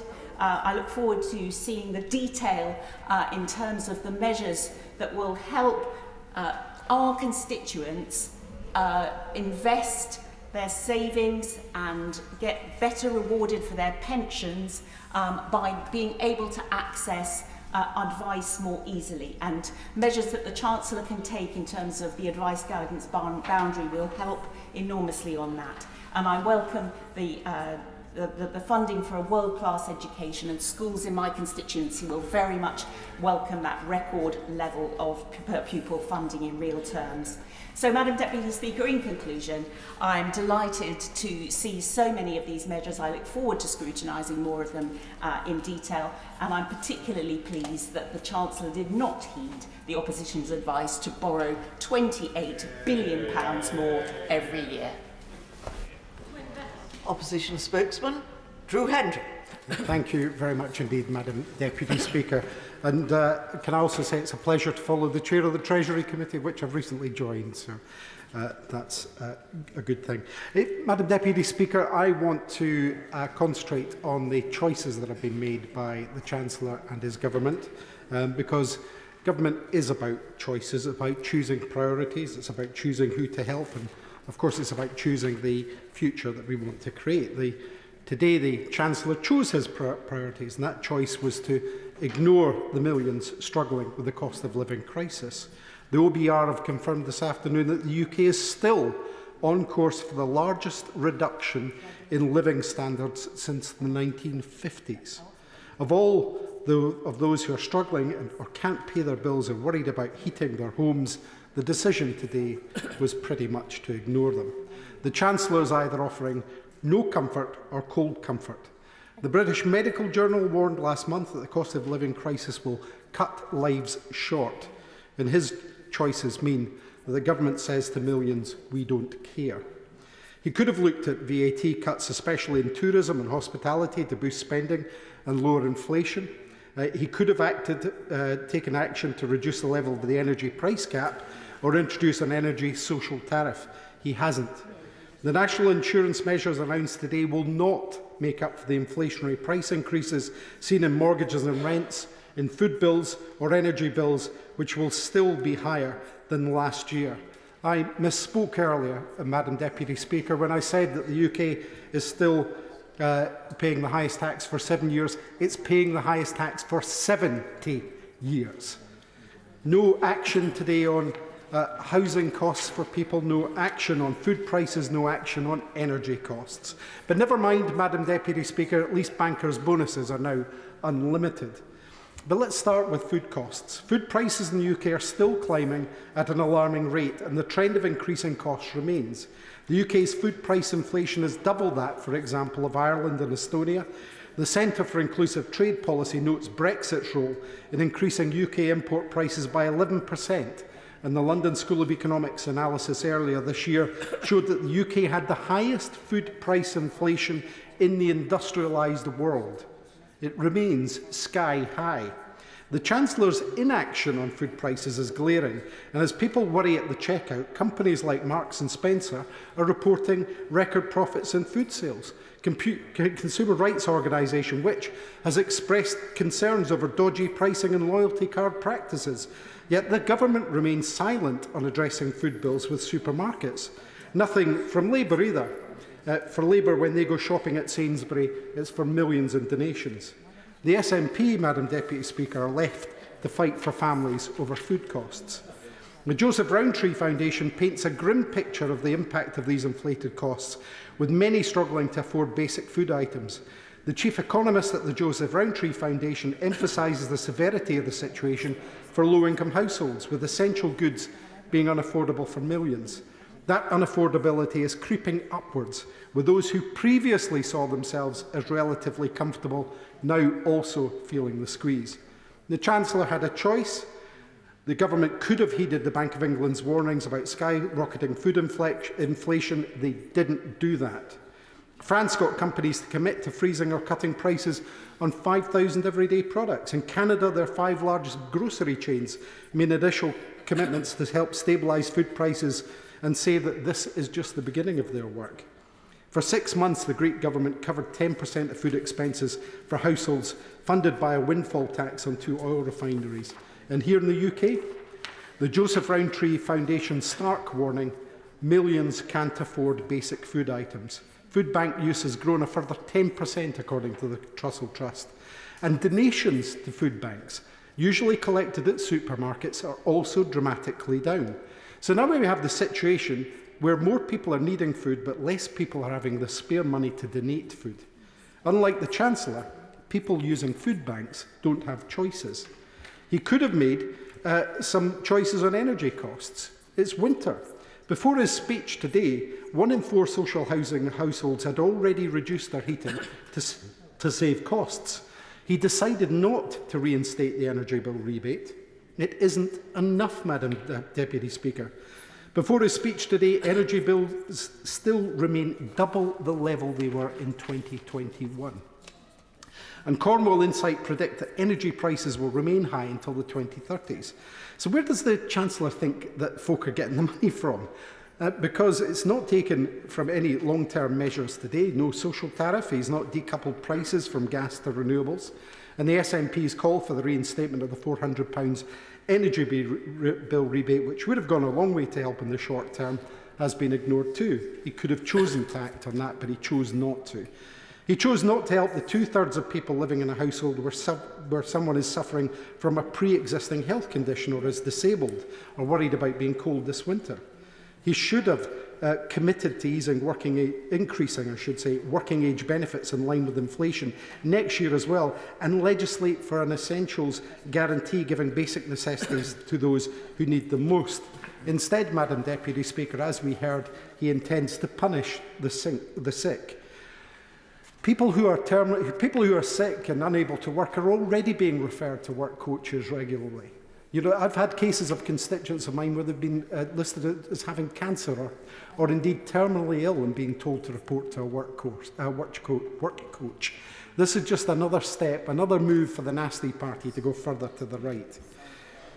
He chose not to help the more than a third of households with children under 5, the pregnant or over 65s with pre-existing health conditions, who think they won't or may not be able to afford to put the heating on at all this winter. He chose not to help the millions of people already struggling with mounting energy debts. Citizens' advice expect the number of people unable to top up their prepayment meters will be nearly half again higher than in 2022. Meanwhile, National Energy Action found that over a third of adults are expected to struggle to afford to pay their heating bills this winter.